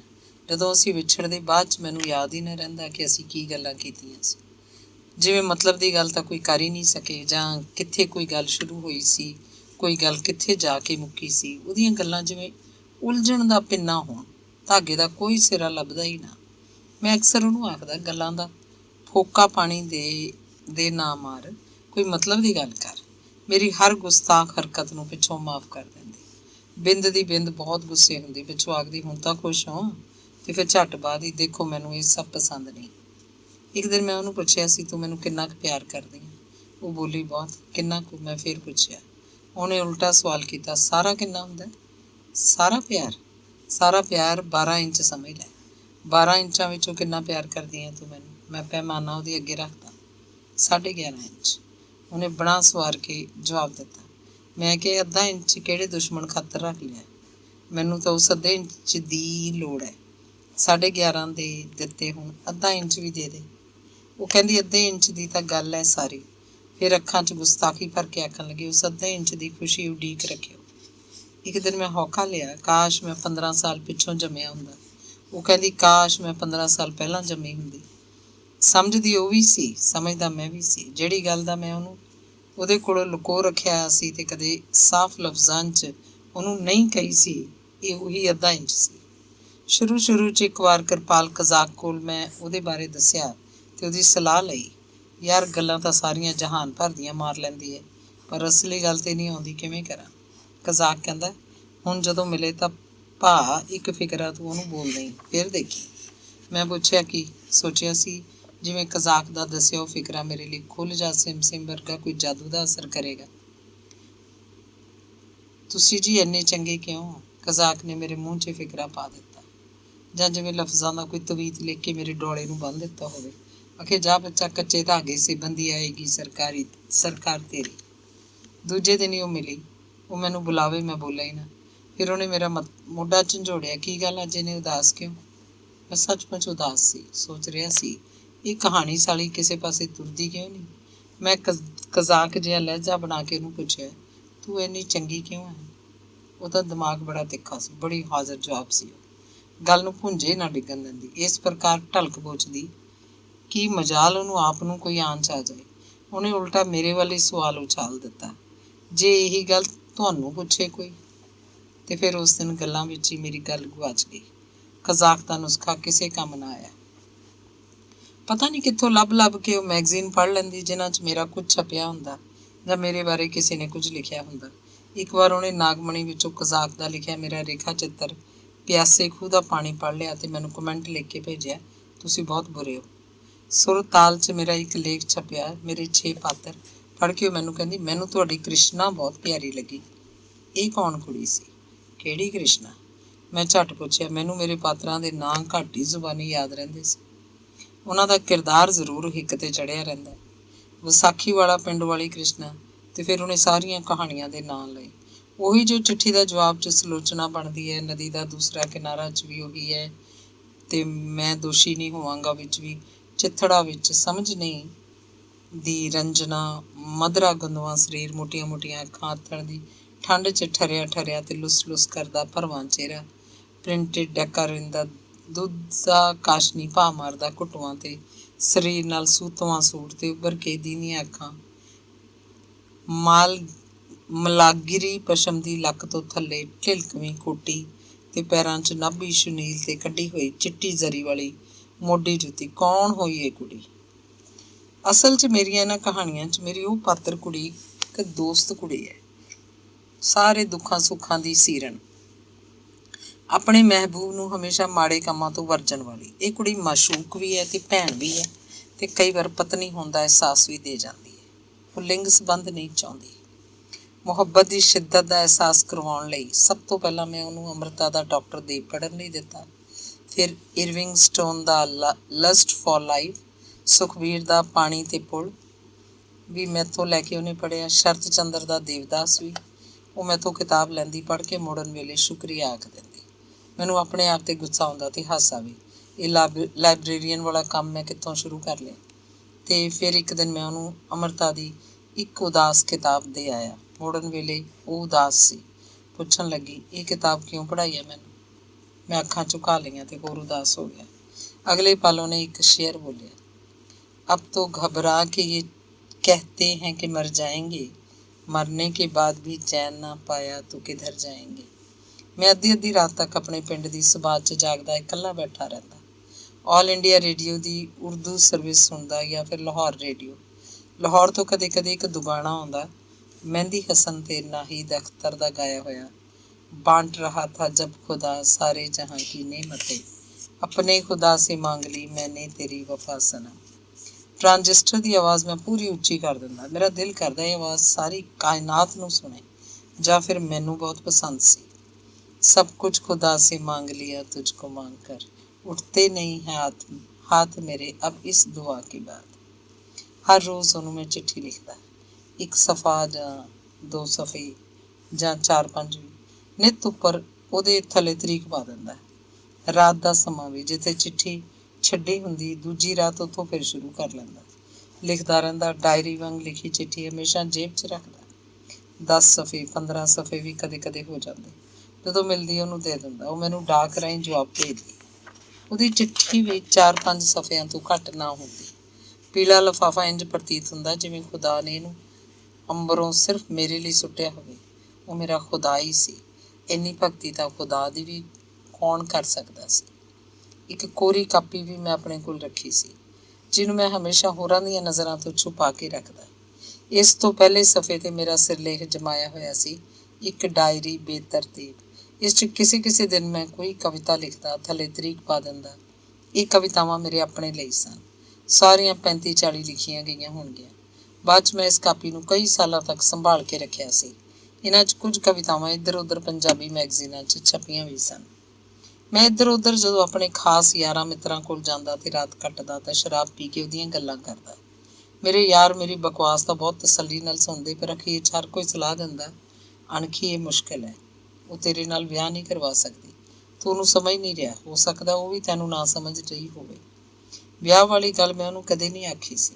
ਤੇ ਫਿਰ ਇੱਕ ਰਾਤ ਮੈਂ ਉਹਨੂੰ ਚਿੱਠੀ ਲਿਖੀ, 10-12 ਸਫ਼ਿਆਂ ਦੀ। ਉਸ 'ਚ ਆਪਣੇ ਅੱਧਾ ਇੰਚ ਪਿਆਰ ਨੂੰ ਖੋਲ੍ਹ ਕੇ ਦੱਸ ਦਿੱਤਾ। ਸ਼ਾਇਦ ਇਹ ਗੱਲਾਂ ਮੈਂ ਉਹਨੂੰ ਜ਼ੁਬਾਨੀ ਨਹੀਂ ਕਹਿ ਸਕਦਾ ਸੀ। ਮੈਂ ਲਿਖਿਆ ਜਿਹਦਾ ਸੰਖੇਪ ਇਹ ਸੀ, ਦੇਖ ਮੈਨੂੰ ਪਤਾ ਹੈ ਮੇਰੀ ਪਤਨੀ ਨੇ ਰਹਿਣਾ ਨਹੀਂ, ਵੱਧ ਤੋਂ ਵੱਧ 6 ਮਹੀਨੇ ਜਾਂ ਸਾਲ ਹੋਰ। ਸੰਸਾਰ 'ਚ ਹੁਣ ਵੀ ਮੇਰਾ ਕੋਈ ਨਹੀਂ ਤੇ ਫਿਰ ਜ਼ਿੰਦਗੀ ਮੇਰੇ ਲਈ ਨੇਰ ਬਣ ਕੇ ਰਹਿ ਜਾਏਗੀ। ਮੈਨੂੰ ਇੱਕ ਘਰ ਦੀ ਲੋੜ ਹੈ। ਹਰ ਔਰਤ ਵਿੱਚ ਇੱਕ ਘਰ ਹੁੰਦਾ ਹੈ। ਤੂੰ ਮੇਰਾ ਘਰ ਬਣ ਜਾ। 4-5 ਦਿਨਾਂ ਬਾਅਦ ਉਹਦਾ ਪੀਲਾ ਲਿਫਾਫਾ ਮਿਲਿਆ। ਖੋਲ੍ਹਣ ਤੋਂ ਪਹਿਲਾਂ ਮੇਰਾ ਦਿਲ ਠੱਕ ਠੱਕ ਕਰਕੇ ਧੜਕ ਰਿਹਾ ਸੀ। ਪਤਾ ਨਹੀਂ ਕੀ ਜਵਾਬ ਦਿੱਤਾ ਹੋਏਗਾ। ਫੁੱਲ ਸਕੇਪ ਚਿੱਟੇ ਕਾਗਜ਼ ਦੇ ਦੋਵੇਂ ਪਾਸਿਆਂ ਨੂੰ ਧੂਮੀ ਲਿਖਾਈ ਨਾਲ ਭਰਿਆ ਹੋਇਆ ਸੀ। ਮੋਟੇ-ਮੋਟੇ ਅੱਖਰ, ਸੰਖੇਪ ਸੀ। ਮੈਂ ਇਹ ਨਹੀਂ ਕਰ ਸਕਦੀ। ਤੁਸੀਂ ਇਹ ਲਿਖ ਕਿਵੇਂ ਦਿੱਤਾ? ਕੁਝ ਤਾਂ ਸੋਚਿਆ ਹੁੰਦਾ। ਮੈਂ ਤੁਹਾਨੂੰ ਪਿਆਰ ਕਰਦੀ ਹਾਂ, ਮੈਂ ਬਹੁਤ ਪਿਆਰ ਕਰਦੀ ਹਾਂ। ਮੈਂ ਤਾਂ ਤੁਹਾਡੀ ਹਾਂ, ਆਪਣੇ ਰਾਮ ਦੀ। ਕਿਸੇ ਦਿਨ ਕੋਈ ਰਾਵਣ ਮੈਨੂੰ ਖਿੱਚ ਕੇ ਲੈ ਜਾਏਗਾ। ਤੁਹਾਡੇ ਦੁੱਖ ਨੂੰ ਵੇਖ ਕੇ ਮੈਂ ਤਾਂ ਚਾਹਿਆ ਸੀ ਕਿ ਤੁਹਾਨੂੰ ਮੇਰੇ ਕਰਕੇ ਮੇਰੀ ਨੇੜਤਾ ਨਾਲ ਤਸਕੀਨ ਜਿਹੀ ਮਿਲਦੀ ਰਹੇ। ਤੁਸੀਂ ਆਪਣੀ ਜ਼ਿੰਦਗੀ 'ਚ ਕੋਈ ਖਿਲਾਅ ਜਿਹਾ ਮਹਿਸੂਸ ਨਾ ਕਰੋ। ਇਹ ਤਾਂ ਮੈਂ ਕਦੇ ਵੀ ਨਹੀਂ ਸੋਚਿਆ ਸੀ ਜੋ ਤੁਸੀਂ ਮੈਨੂੰ ਕਹਿ ਰਹੇ ਹੋ, ਤੇ ਨਾ ਹੀ ਸੋਚ ਸਕਦੀ ਹਾਂ। ਤੇ ਅਖੀਰ 'ਚ ਲਿਖਿਆ ਸੀ, ਮੈਨੂੰ ਅਫਸੋਸ ਹੈ ਕਿ ਮੇਰੇ ਕਰਕੇ, ਮੇਰੀ ਭੁੱਲ ਕਰਕੇ ਤੁਸੀਂ ਕਿੰਨਾ ਇੱਥੋਂ ਤੱਕ ਸੋਚ ਗਏ। ਮੈਂ ਖੱਤ ਪੜ੍ਹਿਆ, ਤੜਫ ਕੇ ਰਹਿ ਗਿਆ। ਆਪਣੇ ਖੇਤ ਜਾ ਕੇ ਰੱਜ ਕੇ ਰੋਇਆ। ਤੁਸੀਂ ਉਸ ਕੁੜੀ ਦਾ ਨਾਂ ਪੁੱਛਣਾ ਚਾਹੁੰਦੇ ਹੋਗੇ। ਉਹ ਤਾਂ ਇੱਕ ਖੁਸ਼ਬੂ ਸੀ, ਬਸ। ਖੁਸ਼ਬੂ ਦਾ ਕੋਈ ਨਾਂ ਨਹੀਂ ਹੁੰਦਾ। ਖੁਸ਼ਬੂ ਤਾਂ ਬਸ ਖੁਸ਼ਬੂ ਹੁੰਦੀ ਹੈ। ਤੁਸੀਂ ਬਹੁਤਾ ਖਹਿੜਾ ਕਰੋਗੇ ਤਾਂ ਮੈਂ ਕਹਾਂਗਾ ਉਹਦਾ ਅਸਲੀ ਨਾਂ ਜ਼ਖਮੀ ਖ਼ੁਆਬ ਸੀ। ਫਰਜ਼ੀ ਨਾਂ ਆਪਾਂ ਉਹਦਾ ਕੋਈ ਵੀ ਰੱਖਦੇ ਫਿਰੀਏ। ਉਹਦਾ ਇੱਕ ਖੱਤ ਉਹਨਾਂ ਦਿਨਾਂ 'ਚ ਮਿਲਿਆ ਸੀ ਜਦੋਂ ਭਾਗਵੰਤੀ ਮਰੀ ਨੂੰ 4 ਮਹੀਨੇ ਹੋ ਚੁੱਕੇ ਸੀ। ਮੈਨੂੰ ਇਸ ਖੱਤ ਦੀ ਕੋਈ ਉਡੀਕ ਨਹੀਂ ਸੀ ਤੇ ਨਾ ਹੀ ਹੁਣ ਇਹਦੇ ਕੋਈ ਮਾਅਨੇ ਹੀ ਸਨ। ਮੈਂ ਇਹ ਖੱਤ ਉਹਦੇ ਪਹਿਲਾਂ ਖੱਤਾਂ ਵਾਂਗ ਦਿਲਚਸਪੀ ਨਾਲ ਪੜ੍ਹਿਆ ਵੀ ਨਹੀਂ। ਇਸ ਤੋਂ ਪਹਿਲੇ ਖੱਤ ਬਾਅਦ ਮੈਂ ਉਹਨੂੰ ਕਦੇ ਮਿਲਿਆ ਵੀ ਨਹੀਂ ਸੀ। 1 ਮਹੀਨਾ ਹੋਰ ਮੈਂ ਪਹਿਲੇ ਵਾਲੀ ਮਾਰੂ ਖਾਮੋਸ਼ੀ 'ਚ ਲੰਘਾ ਲਿਆ। ਮੈਂ ਉਹਦੇ ਮੱਥੇ ਨਹੀਂ ਲੱਗਣਾ ਚਾਹੁੰਦਾ ਸੀ। ਉਹਨਾਂ ਦਿਨਾਂ 'ਚ ਇੱਕ ਰਾਤ ਭੀਖੀ ਕਿਰਪਾਲ ਕਜ਼ਾਕ ਨਾਲ ਗੱਲਾਂ ਹੋਈਆਂ। ਮੈਨੂੰ ਜ਼ਖਮੀ ਖ਼ੁਆਬ ਦੀ ਪੂਰੀ ਰੜਕ ਸੀ। ਇੱਕ ਫੱਟੜ ਸੱਪ ਵਾਂਗ ਅੰਦਰੇ ਅੰਦਰ ਵਿਉ ਘੋਲ ਰਿਹਾ ਸੀ, ਜਿਵੇਂ ਕਿਸੇ ਘਬਰਾਹਟ ਜਿਹੀ 'ਚ, ਜਿਵੇਂ ਕੋਈ ਖਾਰ ਜਿਹੀ ਖਾ ਕੇ, ਤੇ ਜਿਵੇਂ ਡੁੱਬਦੇ ਨੂੰ ਤਿਨਕੇ ਦਾ ਸਹਾਰਾ। ਮੈਂ ਸ਼ੋਭਾ ਪਾਟਿਲ ਨੂੰ ਘਰ ਲਿਆਉਣ ਦਾ ਫੈਸਲਾ ਕਰ ਲਿਆ। ਜੂਨ 1977 ਵਿੱਚ ਸ਼ੋਭਾ ਦੇ ਆਉਣ ਦੀ ਖਬਰ ਮੂੰਹੋਂ-ਮੂੰਹ ਫੈਲ ਗਈ। ਉਹਦੇ ਕੰਨਾਂ ਵਿੱਚ ਵੀ ਇਹ ਖਬਰ ਪਈ ਹੋਏਗੀ। ਉਹਦਾ ਪੀਲਾ ਲਿਫਾਫਾ। ਇਸ ਵਾਰ ਮੇਰੇ ਦਿਲ ਦੀ ਧੜਕਨ ਫੇਰ ਤੇਜ਼। ਹੁਣ ਕੀ ਕਹਿੰਦੀ ਹੈ? ਅੱਧੇ ਤੋਂ ਅੱਧੇ ਕਾਗਜ਼ 'ਤੇ ਲਿਖਿਆ ਹੋਇਆ ਸੀ, ਮੇਰੇ ਰਾਮ, ਹੁਣ ਵੀ ਨਹੀਂ ਮਿਲ ਸਕੋਗੇ ਮੈਨੂੰ। ਮੈਂ ਤੁਹਾਨੂੰ ਇੱਕ ਦਫਾ ਮਿਲਣਾ ਚਾਹੁੰਦੀ ਹਾਂ, ਪਰ ਹੁਣ ਮੈਂ ਉਹ ਤੋਂ ਕੀ ਲੈਣਾ? ਮੈਂ ਨਹੀਂ ਮਿਲਿਆ ਉਹਨੂੰ, ਅੱਜ ਤੱਕ ਨਹੀਂ ਮਿਲਿਆ। ਇੰਨੇ ਵਰ੍ਹੇ ਬੀਤ ਜਾਣ ਬਾਅਦ ਮੈਂ ਹੁਣ ਸਾਰੀ ਸਥਿਤੀ 'ਤੇ ਝਾਤ ਮਾਰਦਾ ਤਾਂ ਮੈਨੂੰ ਲੱਗਦਾ ਹੈ ਕਿ ਮੈਂ ਹੀ ਗਲਤ ਸੀ। ਉਹ ਕਿੰਨੀ ਠੀਕ ਸੀ, ਕਿੰਨੀ ਸਿਆਣੀ। ਮੇਰੇ ਧੱਕੇ ਵਾਲੀ ਸੋਚ ਉਹਦੀ ਉਦਾਰਤਾ ਸਾਹਮਣੇ ਕਿੰਨੀ ਨੀਵੀਂ ਸੀ। ਇਹ ਕਿਵੇਂ ਹੋ ਸਕਦਾ ਸੀ ਕਿ ਉਹ 4 ਬੱਚਿਆਂ ਦੇ ਬਾਪ ਨਾਲ ਵਿਆਹ ਕਰਵਾ ਲੈਂਦੀ, ਤੇ ਉਹ ਵੀ ਜਿਹੜਾ ਉਹ ਤੋਂ 15 ਸਾਲ ਵੱਡਾ ਹੋਵੇ। ਚਿੱਕੜ 'ਚ ਫਸ ਕੇ ਉਹਨੇ ਲੈਣਾ ਕੀ ਸੀ? ਮੈਂ ਤਾਂ ਐਵੇਂ ਪਗਡੰਡੀ ਦੇ ਅਲੇਹੇ ਵਾਂਗ ਉਹਨੂੰ ਤੁਰੀ ਜਾਂਦੀ ਨੂੰ ਚੰਬੜ ਗਿਆ ਸੀ। ਉਹ ਠੀਕ ਸੀ, ਮੈਂ ਗਲਤ। ਮੈਂ ਉਹਦੀ ਹਮਦਰਦੀ ਨੂੰ ਪਿਆਰ ਸਮਝ ਬੈਠਾ। ਹਮਦਰਦੀ ਪਿਆਰ ਨਹੀਂ ਹੁੰਦੀ। ਹਮਦਰਦੀ ਕੀਤੀ ਜਾਂਦੀ ਹੈ, ਪਿਆਰ ਲਿਆ ਜਾਂਦਾ ਹੈ। ਪਿਆਰ ਆਦਾਨ ਪ੍ਰਦਾਨ ਦੀ ਕਿਰਿਆ ਨਿਭਾਉਂਦਾ ਹੈ। ਹਮਦਰਦੀ 'ਚ ਆਦਾਨ ਪ੍ਰਦਾਨ ਨਹੀਂ ਹੁੰਦਾ। ਹਮਦਰਦੀ ਲਈ ਤਾਂ ਸ਼ੁਕਰੀਆ ਹੀ ਮਿਲਦਾ ਹੈ। ਤਕੜਾ ਆਦਮੀ ਕਮਜ਼ੋਰ ਆਦਮੀ 'ਤੇ ਹਮਦਰਦੀ ਕਰਦਾ ਹੈ। ਮੈਂ ਕਮਜ਼ੋਰ ਸਾਂ, ਉਹ ਤਕੜੀ। ਮੇਰੇ ਨਾਲੋਂ ਬਹੁਤ ਤਕੜੀ ਸੋਚਣ ਵਿੱਚ, ਫੈਸਲਾ ਲੈਣ ਵਿੱਚ ਤੇ ਹਮਦਰਦੀ ਕਰਨ 'ਚ। ਜੇ ਕਿਧਰੇ ਉਹ ਸੁਣਦੀ ਹੋਵੇ, ਜੇ ਕਿਧਰੇ ਉਹ ਪੜ੍ਹਦੀ ਹੋਵੇ, ਮੈਨੂੰ ਜ਼ਰੂਰ ਮਾਫ਼ ਕਰ ਦੇਵੇ। ਮੈਂ ਉਹਦੇ ਸਾਹਮਣੇ ਗੁਨਾਹਗਾਰ ਹਾਂ। ਮੇਰੇ ਲਈ ਉਹ ਉਦੋਂ ਵੀ ਵੱਡੀ ਸੀ, ਮੇਰੇ ਲਈ ਉਹ ਹੁਣ ਵੀ ਵੱਡੀ ਹੈ। ਉਹਦੇ ਕਿਰਦਾਰ ਨੂੰ ਲੈ ਕੇ ਉਦੋਂ ਮੈਂ ਕਈ ਕਹਾਣੀਆਂ ਲਿਖੀਆਂ ਤੇ ਬਾਅਦ ਵਿੱਚ ਇੱਕ ਪੂਰਾ ਨਾਵਲ ਵੀ। ਅਧੂਰੀ ਬਹਿਸ ਦਾ ਜ਼ਹਿਰ ਦੀ ਨਿਸ਼ਾ ਕੋਈ ਨਹੀਂ ਆਵੇਗਾ ਦੀ ਸੋਮਾ, ਅੱਧਾ ਆਦਮੀ ਦੀ ਸ਼ੀਲ ਤੇ ਨਾਵਲ ਕੱਖਾਂ ਕਾਨਿਆਂ ਦੇ ਫੁੱਲ ਦੀ ਸੁਨੀਤਾ ਉਹੀ ਕੁੜੀ ਹੈ। ਅੰਗ 16। ਬੰਬਈ ਤੋਂ ਛਪਦੇ ਹਿੰਦੀ ਮਾਸਿਕ ਸਾਰਿਕਾ 'ਚ ਹਰ ਮਹੀਨੇ ਇੱਕ ਫੀਚਰ ਹੁੰਦਾ ਸੀ, ਗਰਦਿਸ਼ ਕੇ ਦਿਨ। ਮੇਰੀ ਇਹ ਆਤਮ ਰਚਨਾ 22ਵੀਂ ਸੀ, ਜੋ 1974 ਦੇ ਜੁਲਾਈ ਅੰਕ 'ਚ ਛਪੀ। ਮੈਥੋਂ ਪਹਿਲਾਂ ਹਰੀ ਸ਼ੰਕਰ ਪਾਰਸਾਈ, ਰਾਹੀ ਮਾਸੂਮ ਰਜ਼ਾ, ਮੇਰੁਨਿਸਾ, ਪਰਵੇਜ਼, ਮੋਹਨ ਰਾਕੇਸ਼, ਭੀਸ਼ਮ ਸਾਨੀ, ਸ਼ੈਲੇਸ਼ ਮਟਿਆਨੀ, ਰਵਿੰਦਰਨਾਥ ਤਿਆਗੀ, ਫਿਕਰ ਤੌਂਸਵੀ ਆਦਿ ਪ੍ਰਸਿੱਧ ਲੇਖਕ ਛਪ ਚੁੱਕੇ ਸਨ। ਤਮਾਮ ਸੰਘਰਸ਼ਾਂ, ਵਿਅਕਤੀਗਤ ਤਣਾਵਾਂ ਤੇ ਦੁੱਖ ਸੁੱਖ ਦੇ ਛਿਣਾਂ ਵਿੱਚੋਂ ਦੀ ਗੁਜ਼ਰਦੀ ਹੋਈ ਕੋਈ ਪ੍ਰਤਿਭਾ ਕਿਸ ਤਰ੍ਹਾਂ ਰਚਨਾਤਮਿਕਤਾ ਗ੍ਰਹਿਣ ਕਰਦੀ ਹੋਈ ਤੁਰੀ ਜਾਂਦੀ ਹੈ, ਨਾਲ ਹੀ ਆਮ ਆਦਮੀ ਦੇ ਰੂਪ ਵਿੱਚ ਕਿਸ ਤਰ੍ਹਾਂ ਸੰਘਰਸ਼ਿਤ ਹੁੰਦੀ ਰਹਿੰਦੀ ਹੈ। ਇਸੇ ਸੰਘਰਸ਼ੀਲ ਯਥਾਰਥ ਦਾ ਨਿਰੂਪਣ ਕਰਨ ਵਾਲੀਆਂ ਪ੍ਰਸਿੱਧ ਲੇਖਕਾਂ ਦੀਆਂ ਆਤਮ ਰਚਨਾਵਾਂ ਇਸ ਸਤੰਭ ਅਧੀਨ ਪ੍ਰਕਾਸ਼ਿਤ ਕੀਤੀਆਂ ਜਾਂਦੀਆਂ। ਪੰਜਾਬੀ ਸਾਹਿਤ ਜਗਤ ਵਿੱਚੋਂ ਮੈਥੋਂ ਪਹਿਲਾਂ ਜਸਵੰਤ ਸਿੰਘ ਵਿਰਦੀ ਵੀ ਛਪਿਆ ਸੀ। ਮੈਂ ਆਪਣੇ ਲੇਖ 'ਚ ਆਪਣਾ ਸਾਰਾ ਜੀਵਨ ਪਿਛੋਕੜ ਦੇ ਕੇ ਆਪਣੇ ਵਰਤਮਾਨ ਦੁੱਖਾਂ ਨੂੰ ਬੜੇ ਕਰੁਣਾਮਈ ਸ਼ਬਦਾਂ 'ਚ ਬਿਆਨ ਕੀਤਾ। ਮੇਰੇ ਸਾਹਿਤਿਕ ਜੀਵਨ ਵਿੱਚ ਵੀ ਮੇਰੇ ਨਾਲ ਕੁਝ ਵਧੀਕੀਆਂ ਵਾਪਰੀਆਂ ਸਨ। ਮੈਂ ਥੋੜ੍ਹੀ ਆਮਦਨ ਵਾਲਾ ਇੱਕ ਸਧਾਰਨ ਵਿਅਕਤੀ ਸੀ। ਮੇਰੀਆਂ ਗੱਲਾਂ ਸਪਾਟ ਤੇ ਸਪਸ਼ਟ ਸਨ। ਬਹੁਤ ਸਾਰੇ ਪਾਠਕ ਪ੍ਰਭਾਵਿਤ ਹੋਏ। ਭਾਰਤ ਭਰ 'ਚੋਂ ਮੈਨੂੰ ਖੱਤ ਮਿਲੇ। ਖੱਤਾਂ ਦੀ ਆਮ ਸੁਰ ਇਹੀ ਸੀ ਕਿ ਮੈਂ ਇੰਨੇ ਦੁੱਖਾਂ ਭਰੇ ਜੀਵਨ ਵਿੱਚੋਂ ਦੀ ਗੁਜ਼ਰਦਾ ਹੋਇਆ ਵੀ ਕਿਵੇਂ ਆਪਣੇ ਲਿਖਣ ਦੇ ਰਚਨਾਤਮਕ ਕਾਰਜ ਨੂੰ ਨਿਭਾਉਂਦਾ ਜਾ ਰਿਹਾ। ਇਹ ਕਿੱਡਾ ਵੱਡਾ ਸਾਹਸ ਤੇ ਸੰਘਰਸ਼ ਹੈ। ਇੱਕ ਖੱਤ ਕਿਸੇ ਸ਼ੋਭਾ ਪਾਟਿਲ ਦਾ ਵੀ ਸੀ, ਰਾਜਸਥਾਨ ਦੇ ਅਜਮੇਰ ਸ਼ਹਿਰ ਤੋਂ। ਸਧਾਰਨ ਖੱਤ ਸੀ, ਆਮ ਖੱਤਾਂ ਜਿਹਾ ਖੱਤ। ਮੈਂ ਸਭ ਦਾ ਜਵਾਬ ਦਿੱਤਾ। ਪਾਠਕਾਂ ਦੇ ਖੱਤਾਂ ਦਾ ਜਵਾਬ ਦੇਣਾ ਮੇਰੀ ਰੂਟੀਨ ਸੀ। ਪਹਿਲੇ ਦਿਨ ਤੋਂ ਹੁਣ ਵੀ ਮੈਂ ਅਜਿਹੇ ਖੱਤਾਂ ਦਾ ਜਵਾਬ ਦਿੰਦਾ ਰਹਿੰਦਾ। ਸਾਰਿਕਾ 'ਚ ਮੇਰੀਆਂ ਕਹਾਣੀਆਂ ਛਪਦੀਆਂ ਰਹਿੰਦੀਆਂ। ਚੌਥੇ ਪੰਜਵੇਂ ਮਹੀਨੇ ਕਹਾਣੀ ਜ਼ਰੂਰ ਛਪਦੀ। ਅਜਿਹਾ ਇਸ ਮੈਗਜ਼ੀਨ ਦੇ ਉਪ ਸੰਪਾਦਕ ਸੁਦੀਪ ਕਰਕੇ ਹੋ ਰਿਹਾ ਸੀ। ਹਿੰਦੀ ਦਾ ਘੇਰਾ ਬਹੁਤ ਵਿਸ਼ਾਲ ਸੀ। ਨਿਰਸੰਦੇਹ ਮੈਨੂੰ ਦੂਰ ਦਰਾਜ਼ ਦੇ ਭਾਰਤੀ ਖੇਤਰਾਂ 'ਚੋਂ ਚਿੱਠੀਆਂ ਆਉਂਦੀਆਂ, ਪੁਰਸ਼ ਪਾਠਕਾਂ ਦੀਆਂ ਵੀ ਤੇ ਇਸਤਰੀ ਪਾਠਕਾਂ ਦੀਆਂ ਵੀ। ਪੰਜਾਬੀ ਪੁਰਸ਼ ਪਾਠਕ ਤਾਂ ਲੇਖਕਾਂ ਨੂੰ ਖੱਤ ਲਿਖ ਦਿੰਦੇ ਹਨ, ਇਸਤਰੀ ਪਾਠਕ ਘੱਟ ਹੀ ਅਜਿਹਾ ਕਰਦੀਆਂ ਹਨ। ਕਾਰਨ ਸ਼ਾਇਦ ਇਹ ਹੋਏਗਾ ਕਿ ਲੇਖਕ ਸਾਹਿਬਾਨ ਫਿਰ ਉਸ ਇਸਤਰੀ ਪਾਠਕ ਦੇ ਘਰ ਤੱਕ ਪਹੁੰਚਣ ਦੀ ਕੋਸ਼ਿਸ਼ ਕਰਦੇ ਹਨ। ਇਸ ਕਰਕੇ ਕੋਈ ਕੁੜੀ ਕਿਸੇ ਪੰਜਾਬੀ ਲੇਖਕ ਨੂੰ ਖੱਤ ਲਿਖਣ ਦੀ ਗਲਤੀ ਕਦੇ ਨਹੀਂ ਕਰਦੀ। ਇਸਤਰੀ ਪਾਠਕਾਂ ਦੇ ਖੱਤ ਪ੍ਰਾਪਤ ਕਰਕੇ ਮੈਂ ਕਦੀ ਭਾਵੁਕ ਨਹੀਂ ਹੋਇਆ। ਫਿਰ ਵੀ ਇੱਕ ਅੱਧ ਵਾਰ ਜ਼ਰੂਰ ਇਹ ਗਲਤੀ ਕਰ ਲਈ ਹੋਏਗੀ, ਪਰ ਆਮ ਤੌਰ ਤੇ ਸ਼ੁਰੂ ਤੋਂ ਹੀ ਮੈਂ ਇਸਤਰੀ ਪਾਠਕਾਂ ਨੂੰ ਉਸੇ ਤਰ੍ਹਾਂ ਦੇ ਖੱਤ ਲਿਖਦਾ ਜਿਵੇਂ ਪੁਰਸ਼ ਪਾਠਕਾਂ ਨੂੰ। ਮੇਰੀ ਕਹਾਣੀ ਪੜ੍ਹ ਕੇ ਸ਼ੋਭਾ ਪਾਟਿਲ ਫਿਰ ਅਕਸਰ ਹੀ ਮੈਨੂੰ ਖੱਤ ਲਿਖਦੀ ਤੇ ਮੈਂ ਉਹਦਾ ਜਵਾਬ ਦਿੰਦਾ। ਲੇਖਕ ਪਾਠਕ ਦਾ ਇੱਕ ਸਧਾਰਨ ਰਿਸ਼ਤਾ ਸੀ। ਨਵੰਬਰ 1976 'ਚ ਜਦੋਂ ਭਾਗਵੰਤੀ ਦੀ ਮੌਤ ਹੋ ਗਈ, ਇਹ ਦੁੱਖ ਭਰੀ ਖਬਰ ਮੈਂ ਸ਼ੋਭਾ ਪਾਟਿਲ ਤੱਕ ਵੀ ਪਹੁੰਚਾ ਦਿੱਤੀ ਸੀ। ਉਹਦੀ ਅਫਸੋਸ ਦੀ ਚਿੱਠੀ ਮਿਲੀ। ਇਹ ਵੀ ਲਿਖਿਆ ਸੀ ਕਿ ਉਹ ਮੇਰੇ ਬੱਚਿਆਂ ਨੂੰ ਮਿਲਣਾ ਚਾਹੁੰਦੀ ਹੈ। ਇਸ ਗੱਲ ਨੂੰ ਉਦੋਂ ਪਰ ਮੈਂ ਸਧਾਰਨ ਹੀ ਲਿਆ। ਉਹਨਾਂ ਦਿਨਾਂ 'ਚ ਹੀ, ਮਤਲਬ 1976 ਦੇ ਦਸੰਬਰ ਮਹੀਨੇ ਆਖਰੀ ਤਰੀਕਾਂ 'ਚ ਗੁਜਰਾਤ ਦੇ ਗਾਂਧੀ ਰਾਮ ਸ਼ਹਿਰ ਦੇ ਨਜ਼ਦੀਕ ਇੱਕ ਪਿੰਡ ਅੰਜਾਰ ਵਿਖੇ ਸਮਾਨ ਅੰਤਰ ਲੇਖਕਾਂ ਦੀ ਕਾਨਫਰੰਸ ਹੋਣ ਵਾਲੀ ਸੀ। ਅਜਿਹੀ ਇੱਕ ਕਾਨਫਰੰਸ 'ਚ ਮੈਂ ਪਹਿਲਾਂ ਵੀ ਜਾ ਆਇਆ ਸੀ। ਬਿਹਾਰ 'ਚ ਪਟਨਾ ਨੇੜੇ ਰਾਜਗੀਰ ਵਿਖੇ 3 ਦਿਨਾਂ ਦੀ ਇਸ ਕਾਨਫਰੰਸ 'ਚ ਭਾਰਤ ਭਰ ਦੇ ਲੇਖਕਾਂ ਨੂੰ ਮਿਲਣ ਦਾ ਮੌਕਾ ਪ੍ਰਾਪਤ ਹੋਇਆ ਸੀ। ਹੁਣ ਇਸ ਅੰਜਾਰ ਵਾਲੀ ਕਾਨਫਰੰਸ ਵਿੱਚ ਸ਼ਾਮਲ ਹੋਣ ਲਈ ਮੇਰੇ 'ਚ ਬਹੁਤ ਉਤਸ਼ਾਹ ਸੀ। ਰਾਜਗੀਰ ਵਾਲੇ ਕਿੰਨੇ ਹੀ ਲੇਖਕ ਮਿੱਤਰ ਉੱਥੇ ਮਿਲਣੇ ਸਨ। ਭਾਰਤ ਭਰ ਦੀਆਂ ਵੱਖ-ਵੱਖ ਭਾਸ਼ਾਵਾਂ ਬੋਲਦੇ ਹਿੰਦੀ ਲੇਖਕ। ਸ਼ੋਭਾ ਪਾਟਿਲ ਨੂੰ ਮੈਂ ਖੱਤ ਲਿਖਿਆ ਕਿ ਮੈਂ ਗੁਜਰਾਤ ਜਾ ਰਿਹਾ। ਗਾਂਧੀ ਧਾਮ ਰੇਲ ਗੱਡੀ ਤੋਂ ਉਤਰ ਕੇ ਅਗਾਂਹ ਅੰਜਾਰ ਜਾਣ ਵਾਲੀ ਬੱਸ ਦਾ ਸਫ਼ਰ ਹੋਏਗਾ। ਮੁੜਦੀ ਡਾਕ ਉਹਨੇ ਚਿੱਠੀ ਲਿਖੀ ਕਿ ਮੈਨੂੰ ਗਾਂਧੀ ਧਾਮ ਪਹੁੰਚਣ ਲਈ ਦਿੱਲੀ ਤੋਂ ਰਤਲਾਮ ਤੱਕ ਦੀ ਟ੍ਰੇਨ ਮਿਲੇਗੀ ਤੇ ਫਿਰ ਰਤਲਾਮ ਤੋਂ ਗੱਡੀ ਬਦਲ ਕੇ ਗਾਂਧੀ ਧਾਮ ਜਾਣਾ ਪੈਂਦਾ ਹੈ। ਉਹਨੇ ਇਹ ਵੀ ਲਿਖਿਆ ਕਿ ਦਿੱਲੀ ਤੋਂ ਰਤਲਾਮ ਜਾਣ ਸਮੇਂ ਅਜਮੇਰ ਰਸਤੇ 'ਚ ਪੈਂਦਾ ਹੈ, ਕਿਉਂ ਨਾ ਮੈਂ ਅਜਮੇਰ ਉਤਰ ਕੇ ਉਹਨੂੰ ਮਿਲਦਾ ਜਾਵਾਂ। ਭਾਗਵੰਤੀ ਦੀ ਮੌਤ ਬਾਅਦ ਮੇਰੀ ਜ਼ਿੰਦਗੀ ਦਾ ਮੈਦਾਨ ਸਾਫ਼ ਹੋ ਚੁੱਕਿਆ ਸੀ। ਉਹਦੀ ਬਿਮਾਰੀ ਵੇਲੇ ਤੇ ਸਾਰੇ ਕਸ਼ਟ ਕੱਟੇ ਗਏ ਸਨ ਤੇ ਅਗਲੀ ਜ਼ਿੰਦਗੀ ਲਈ ਮੇਰੇ ਸਾਹਮਣੇ ਕੋਈ ਟੀਚਾ ਨਹੀਂ ਰਹਿ ਗਿਆ ਸੀ, ਨਾ ਹੀ ਕਿਸੇ ਸੁੱਖ ਆਰਾਮ ਦਾ ਸਾਧਨ। ਇੱਕ ਖੁਸ਼ਗਵਾਰ ਆਵਾਰਗੀ ਜ਼ਰੂਰ ਸੀ, ਜੋ ਮੈਂ ਉਹਦੀ ਮੌਤ ਤੋਂ ਪਹਿਲਾਂ ਹੀ ਸ਼ੁਰੂ ਕਰ ਲਈ ਹੋਈ ਸੀ। ਸਕੂਲੋਂ ਮੈਂ 15 ਦਿਨ ਦੀ ਛੁੱਟੀ ਲਈ ਤੇ 1000 ਰੁਪਇਆ ਜੇਬ 'ਚ ਪਾ ਕੇ ਚੱਲ ਪਿਆ। 2 ਕੰਬਲ ਤੇ ਇੱਕ ਏਅਰ ਬੈਗ, ਜਿਸ 'ਚ ਇੱਕ ਤੌਲੀਆ, ਰਾਤ ਨੂੰ ਪਹਿਨਣ ਵਾਸਤੇ ਕੁੜਤਾ ਪਜਾਮਾ ਤੇ ਬਾਕੀ ਦੰਦਾਂ ਦਾ ਬ੍ਰਸ਼ ਤੇ ਪੇਸਟ ਆਦਿ ਨਿੱਕ ਸੁੱਖ, ਇੱਕ ਗਰਮ ਪੈਂਟ, ਇੱਕ ਕੋਟ, ਇੱਕ ਕੁੜਤਾ, ਇੱਕ ਸਵੈਟਰ। ਪਗੜੀ ਚਾਹੇ ਮੈਂ ਬੰਨ੍ਹਦਾ ਸਾਂ, ਪਰ ਸਿਰ ਦੇ ਵਾਲ ਕੱਟ ਕੇ ਰੱਖਦਾ। ਦਾੜੀ ਵੀ ਛਾਂਟੀ ਹੁੰਦੀ, ਦਾੜੀ ਨੂੰ ਰੰਗ ਕਰਦਾ। ਉਹਦੇ 'ਚ ਚੌਥਾ ਕੁ ਹਿੱਸਾ ਚਿੱਟੇ ਵਾਲ ਸਨ। ਗੱਡੀ ਅਜਮੇਰ ਸਵੇਰ ਦੇ 3 ਵਜੇ ਪਹੁੰਚੀ।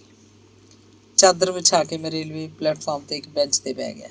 ਏਅਰ ਬੈਗ ਸਿਰਹਾਣੇ ਰੱਖ ਕੇ ਦੋਵੇਂ ਕੰਬਲ ਉੱਤੇ ਲੈ ਲਏ। ਮੈਨੂੰ ਨੀਂਦ ਨਹੀਂ ਆਈ। ਸੋਚ ਰਿਹਾ ਸੀ ਕਿਹੋ ਜਿਹੀ ਹੋਏਗੀ ਇਹ ਸ਼ੋਭਾ ਪਾਟਿਲ, ਕੀ ਕੰਮ ਕਰਦੀ ਹੋਏਗੀ, ਵਿਆਹੀ ਹੈ ਜਾਂ ਅਣਵਿਆਹੀ, ਜਵਾਨ ਹੋਏਗੀ ਜਾਂ ਅਧਖੜ, ਉਹ ਮੈਨੂੰ ਕਿਉਂ ਮਿਲਣਾ ਚਾਹੁੰਦੀ ਹੈ। ਇੱਕ ਚਿੱਠੀ 'ਚ ਉਹਨੇ ਮੇਰੇ ਬੱਚਿਆਂ ਨੂੰ ਕਿਉਂ ਮਿਲਣਾ ਚਾਹਿਆ ਸੀ।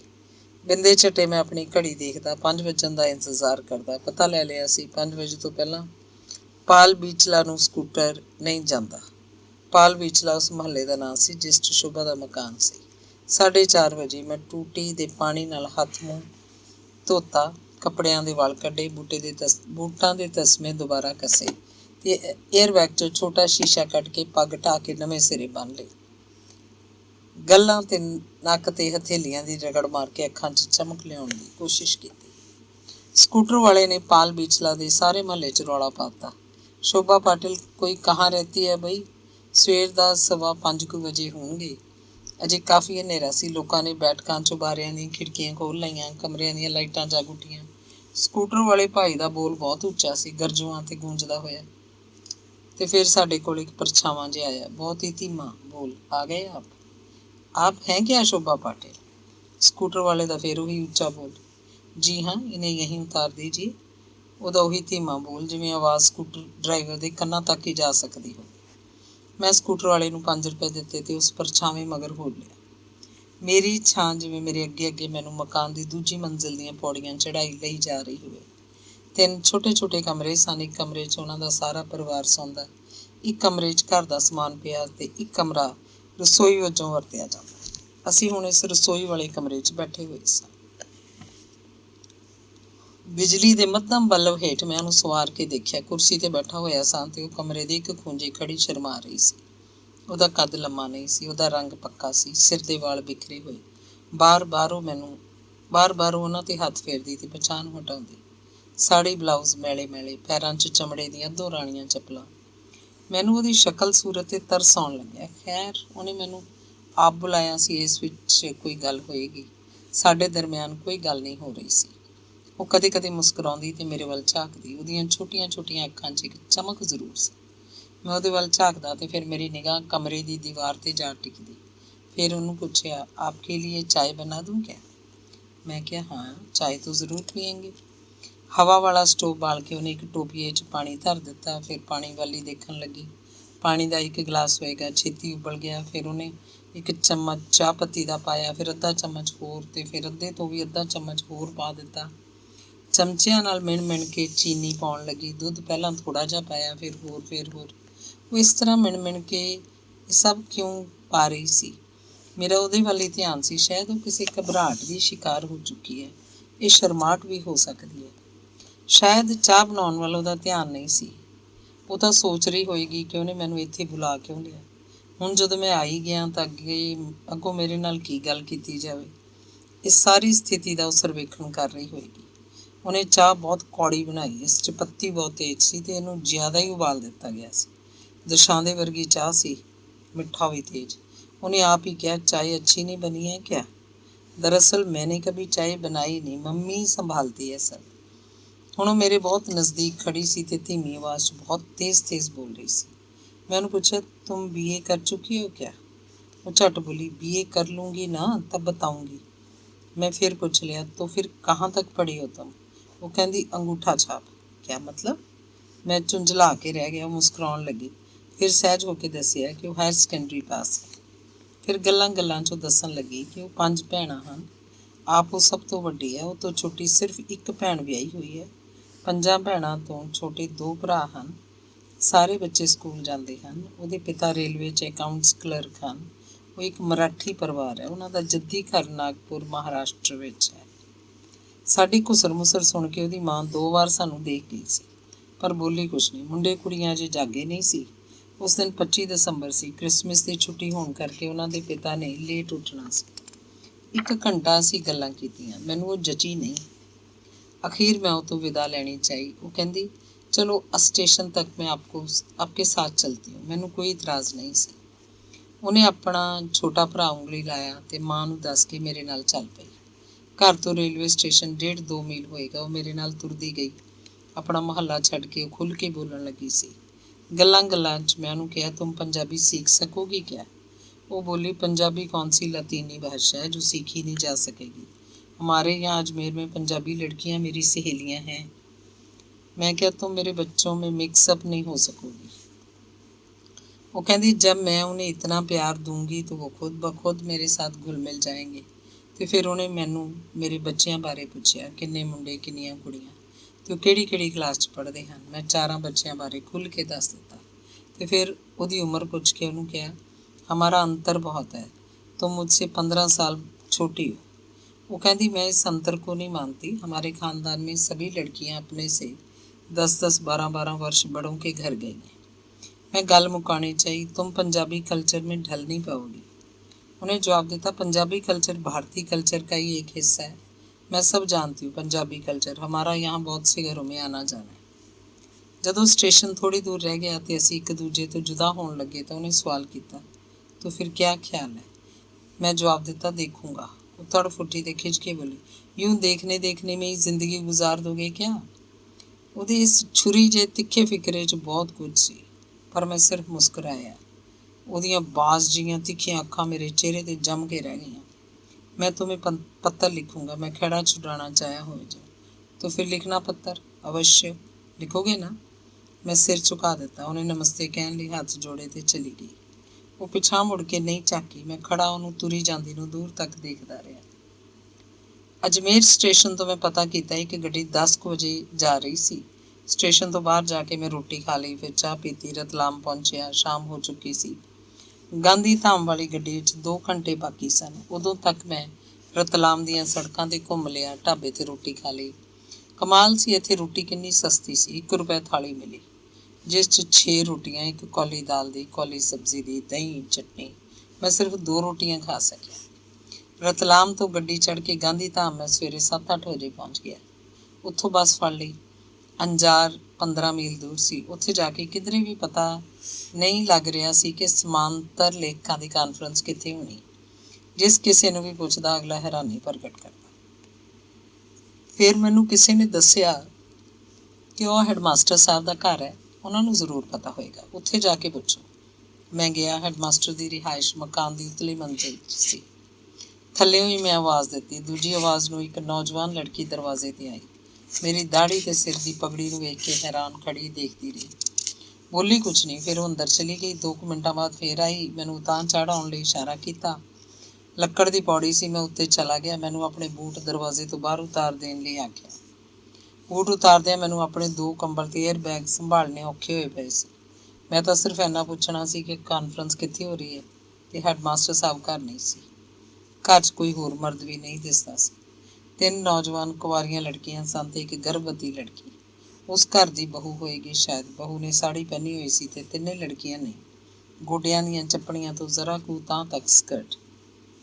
3 ਕੁੜੀਆਂ ਬਹੁਤ ਸੁੰਦਰ ਤੇ ਜਵਾਨ ਸਨ। ਉਹਨਾਂ ਦੇ ਨੰਗੇ ਡੋਲਿਆਂ ਤੇ ਪਿੰਜੜੀਆਂ ਵੱਲ ਝਾਕਣਾ ਮੈਨੂੰ ਮੁਸ਼ਕਲ ਲੱਗ ਰਿਹਾ ਸੀ।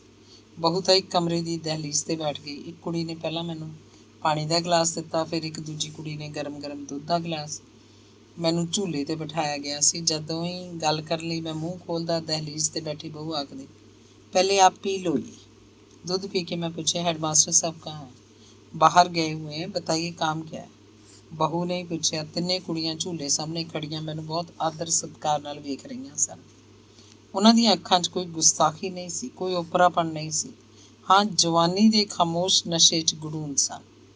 सारा माहौल मैंने सुपना लग रहा सी। मैं दसिया, मैं एक पंजाबी लेखक हूँ। यहाँ अंजार में आज तमाम भारतीय भाषाओं के लेखकों की कॉन्फ्रेंस होने जा रही है। पता नहीं चल रहा वो कहाँ पर है। ਇਸ ਕਾਨਫਰੰਸ ਦਾ ਉਹਨਾਂ ਨੂੰ ਕੋਈ ਇਲਮ ਨਹੀਂ ਸੀ। ਫਿਰ ਉਹਨਾਂ ਨੇ ਉਸ ਦਿਨ ਦਾ ਅਖਬਾਰ ਫਰੋਲ ਕੇ ਦੇਖਿਆ। ਉਸ ਵਿੱਚ ਵੀ ਇਸ ਕਾਨਫਰੰਸ ਦਾ ਕੋਈ ਵੇਰਵਾ ਨਹੀਂ ਸੀ। ਚੌਹਾਂ ਦੇ ਚਿਹਰਿਆਂ 'ਤੇ ਬੇਬਸੀ ਛਾਈ ਹੋਈ ਸੀ ਕਿ ਉਹ ਮੇਰੀ ਕੋਈ ਮਦਦ ਨਹੀਂ ਕਰ ਸਕੀਆਂ। ਫਿਰ ਉਹਨਾਂ ਨੇ ਮੈਨੂੰ ਦੱਸਿਆ ਕਿ ਇੱਥੇ ਅੰਜਾਰ 'ਚ ਇੱਕ ਕਿਤਾਬਾਂ ਦੀ ਦੁਕਾਨ ਹੈ। ਉਹਨਾਂ ਕੋਲ ਅਖਬਾਰ ਦੀ ਏਜੰਸੀ ਹੈ। ਅੰਮ੍ਰਿਤ ਲਾਲ ਹੀਰ ਜੀ ਪੰਡਿਆ ਹੈ ਉਹਨਾਂ ਦਾ ਨਾਂ, ਗੰਗਾ ਬਾਜ਼ਾਰ 'ਚ। ਪੰਡਿਆ ਜੀ ਦੀ ਦੁਕਾਨ ਮੈਂ ਲੱਭ ਲਈ। ਉਹ ਖਿੜੇ ਮੱਥੇ ਮਿਲੇ, ਮੇਰਾ ਹਾਲ ਚਾਲ ਪੁੱਛ ਕੇ ਉਹਨਾਂ ਨੇ ਮੈਨੂੰ ਦੱਸਿਆ ਕਾਨਫਰੰਸ ਮੁਲਤਵੀ ਹੋ ਚੁੱਕੀ ਹੈ। ਮੈਨੂੰ ਬਹੁਤ ਅਫਸੋਸ ਹੋਇਆ। ਮੈਂ ਇੰਨੀ ਦੂਰ ਚੱਲ ਕੇ ਆਇਆ ਅਤੇ ਕਾਨਫਰੰਸ ਮੁਲਤਵੀ ਹੋ ਗਈ। ਪ੍ਰਬੰਧਕਾਂ ਦੀ ਬਹੁਤ ਗਲਤੀ ਸੀ।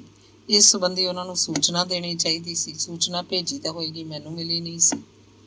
ਪੰਡਿਆ ਜੀ ਕੋਲ ਮੈਂ ਡਾਕਟਰ ਮਨੂ ਭਾਈ ਪਾਂਧੀ ਦਾ ਨਾਂ ਲਿਆ। ਉਹਨਾਂ ਨੇ ਮੈਨੂੰ ਹੋਰ ਨੇੜੇ ਕਰ ਲਿਆ। ਪਾਂਧੀ ਜੀ ਨੂੰ ਮੈਂ ਰਾਜਗੀਰ ਵੇਲੇ ਦਾ ਜਾਣਦਾ ਸੀ। ਪੰਡਿਆ ਜੀ ਡਾਕਟਰ ਪਾਂਧੀ ਦੇ ਰਿਸ਼ਤੇਦਾਰ ਸਨ। ਵਾਪਸ ਜਾਣ ਲਈ ਮੈਂ ਖੜਾ ਹੋਣ ਲੱਗਿਆ ਤਾਂ ਉਹਨਾਂ ਨੇ ਮੈਨੂੰ बहुत प्यार नाल बिठाया। कहने लगे, अब दोपहर का खाना खा कर जाओ और आए हो तो अंजार को देखते भी जाओ, ऐसे ही लौट जाओगे क्या? अंजार गुजरात के कच्छ खेतर च पैंदा है। पांडिया साहब विद्वान सज्जन सन। उन्होंने मैनू अंजार कस्बे दी खास खास थावां दिखाईयां। उत्थों दे मंदिर, लोकां दा रहन सहन, उस खेतर दीयां लोक कथावां सुणाउंदे रहे। 12-1 वजदे नूं असीं उन्हां दे घर पहुंच गए। दोपहर दी रोटी हद ਹੋਈ ਪਈ। ਵੱਡੇ ਸਾਰੇ ਮੇਜ਼ 'ਤੇ ਅਣਗਿਣਤ ਕੌਲੀਆਂ ਸਨ। 4 ਕਿਸਮ ਦੀਆਂ ਸਬਜ਼ੀਆਂ, 4 ਕਿਸਮ ਦੀਆਂ ਦਾਲਾਂ, ਚਟਨੀ, ਪਨੀਰ, ਦਹੀਂ, ਸਲਾਦ ਅਲੱਗ, ਸਾਦੀਆਂ ਰੋਟੀਆਂ ਤੇ ਪਰਾਂਠੇ ਵੀ। ਪਾਣੀ ਦਾ ਜੱਗ ਵੱਖ-ਵੱਖ, ਖੱਟੀ ਲੱਸੀ ਦਾ ਜੱਗ ਵੱਖ ਤੇ ਫਿਰ ਮਿੱਠੀ ਡਿਸ਼। ਇੰਨਾ ਕੁਝ ਵੇਖ ਕੇ ਮੇਰੀ ਤਾਂ ਹੋਸ਼ ਗੁੰਮ ਹੋ ਗਈ। ਮੈਂ ਤਾਂ ਸਿੱਖਿਆ ਹੋਇਆ ਸੀ ਕਿ ਜਿੰਨਾ ਕੁਝ ਪਰੋਸਿਆ ਗਿਆ ਸਾਰਾ ਸਮੇਟ ਕੇ ਉੱਠੋ। ਜੇ ਨਹੀਂ ਖਾਧਾ ਜਾਂਦਾ ਜਾਂ ਵਾਧੂ ਹੈ ਤਾਂ ਚੁਕਵਾ ਦਿਓ। ਪਰ पंडिया साहब का हुक्म सी, शुरू करो जी। मैं आख्या, इतना कहाँ खा पाएंगे हम, एक सब्जी और एक दाल बहुत थी, इतना क्यों किया आपने? पंडिया साहब बोले, श्रीमान जी शुरू तो कीजिए, देखते जाओ सब खा लेंगे। तो फिर मुस्कुरा के कहने लगे, जी भर के खाओ और फिर पानी पियो खूब। 2 घंटे के बाद फिर भूख लगेगी, आजमा कर देखो। आम नालों मैं दुगना खाधा। पंडिया साहब फिर भी कौलियां चुक चुक मेरे सामने रख दे। यह तो लो, देखो तो सही। सोच रहा सा कि अज खैर नहीं, एक लस्सी का ते पानी का गिलास पी गए। इन्ना कुछ इक्को वार ते इन्ना ज़्यादा जिंदगी च मैं पहला कदे नहीं खाता सी ते ना ही फिर कदे खाता। रोटी तो बाद असीं उन्हां दे चुबारे च मंजियां ते जा लेटे। उन्हां ने भी मेरे जिन्ना ही खाधा सी। थोड़ी देर बाद उठ के मैनूं अपने पुराने सिक्कियां दा संग्रह दिखाउण लगे। मैं औखे साह लै रिहा सी। 1 घंटे बाद उन्हां तों विदा लैके बस फड़ी, गांधी धाम वापस पहुंच गया। कमाल सी अंजार दा पानी। दोपहर की रोटी तो 2-2.5 घंटे बाद मैनूं फिर भुख लगी सी। गांधी धाम दे स्टेशन ते जाके पता लिया बंबई नूं जाण वाली गड्डी इत्थे रात दे 8 वजे पहुंचनी है। मैं वापस फिर गांधी धाम दे बाजार च आ गया। बेलगामी इधर उधर घूम रहा सी। जी कीता किसी दुकान तो नवें वरे दे ग्रीटिंग कार्ड खरीदा ते पंजाब च अपने मित्र प्यारिਆਂ ਨੂੰ भेज देवां। ਐਵੇਂ ਹੀ ਮੈਂ 10 ਗ੍ਰੀਟਿੰਗ ਕਾਰਡ ਖਰੀਦ ਲਏ। ਇੱਕ ਥਾਂ ਬੈਠ ਕੇ ਜਿਹੜਾ ਵੀ ਦਿਮਾਗ 'ਚ ਆਇਆ ਲਿਫਾਫੇ 'ਤੇ ਉਹਦਾ ਐਡਰੈਸ ਲਿਖਣ ਲੱਗਿਆ। ਦੁਕਾਨਦਾਰ ਤੋਂ ਡਾਕ ਟਿਕਟਾਂ ਵੀ ਮਿਲ ਗਏ ਸਨ। ਗ੍ਰੀਟਿੰਗ ਕਾਰਡਾਂ 'ਚ ਕਿਸੇ ਨੂੰ ਕੁਝ ਲਿਖ ਰਿਹਾ ਸਾਂ, ਕਿਸੇ ਨੂੰ ਕੁਝ। ਇੱਕ ਕੋਈ ਵਧੀਆ ਜਿਹੀ ਕਾਵ ਸਤਰ, ਫਿਰ ਥੱਲੇ ਬੜੇ ਸਟਾਈਲ ਨਾਲ ਆਪਣਾ ਨਾਂ ਲਿਖਦਾ। ਪੰਜਾਬ ਦੇ 9 ਐਡਰੈਸ ਲਿਖ ਕੇ 10ਵੇਂ ਬੰਦੇ ਦਾ ਨਾਂ ਨਹੀਂ ਸੁੱਝ ਰਿਹਾ ਸੀ। ਦਿਮਾਗ 'ਤੇ ਬੋਝ ਪੈ ਰਿਹਾ ਸੀ। ਜਿਵੇਂ ਭਾਰ ਮੁਕਤ ਹੋਣ ਲਈ ਹੀ 10ਵੇਂ ਲਿਫਾਫੇ ਮੈਂ ਸ਼ੋਭਾ ਪਾਟਿਲ ਦਾ ਐਡਰੈਸ ਲਿਖ ਦਿੱਤਾ। ਕੋਲ ਹੀ ਵੱਡਾ ਸਾਰਾ ਲੈਟਰ ਬਾਕਸ ਸੀ। ਲਿਫਾਫੇ ਪਾ ਕੇ ਮੈਂ ਦੇਖਿਆ, ਸਾਹਮਣੇ 15-20 ਸਿੱਖ ਭਰਾਵਾਂ ਦੀ ਟੋਲੀ ਆ ਰਹੀ ਸੀ। ਰੰਗ ਬਿਰੰਗੀਆਂ ਪੱਗਾਂ ਵਾਲੇ ਪੰਜਾਬੀ। ਉਹ ਕੀਰਤਨ ਕਰਦੇ ਆ ਰਹੇ ਸਨ। ਇੱਕ ਜਣਾ ਵਾਜਾ ਵਜਾ ਰਿਹਾ ਸੀ, ਇੱਕ ਜਣਾ ਢੋਲਕੀ, ਇੱਕ ਹੱਥ ਦੇ ਵਿੱਚ ਚਿਮਟਾ ਸੀ। ਉਹ ਨੇੜੇ ਆਏ ਤਾਂ 2-3 ਬੰਦਿਆਂ ਨੇ ਮੈਨੂੰ ਸਤਿ ਸ਼੍ਰੀ ਅਕਾਲ ਆਖੀ।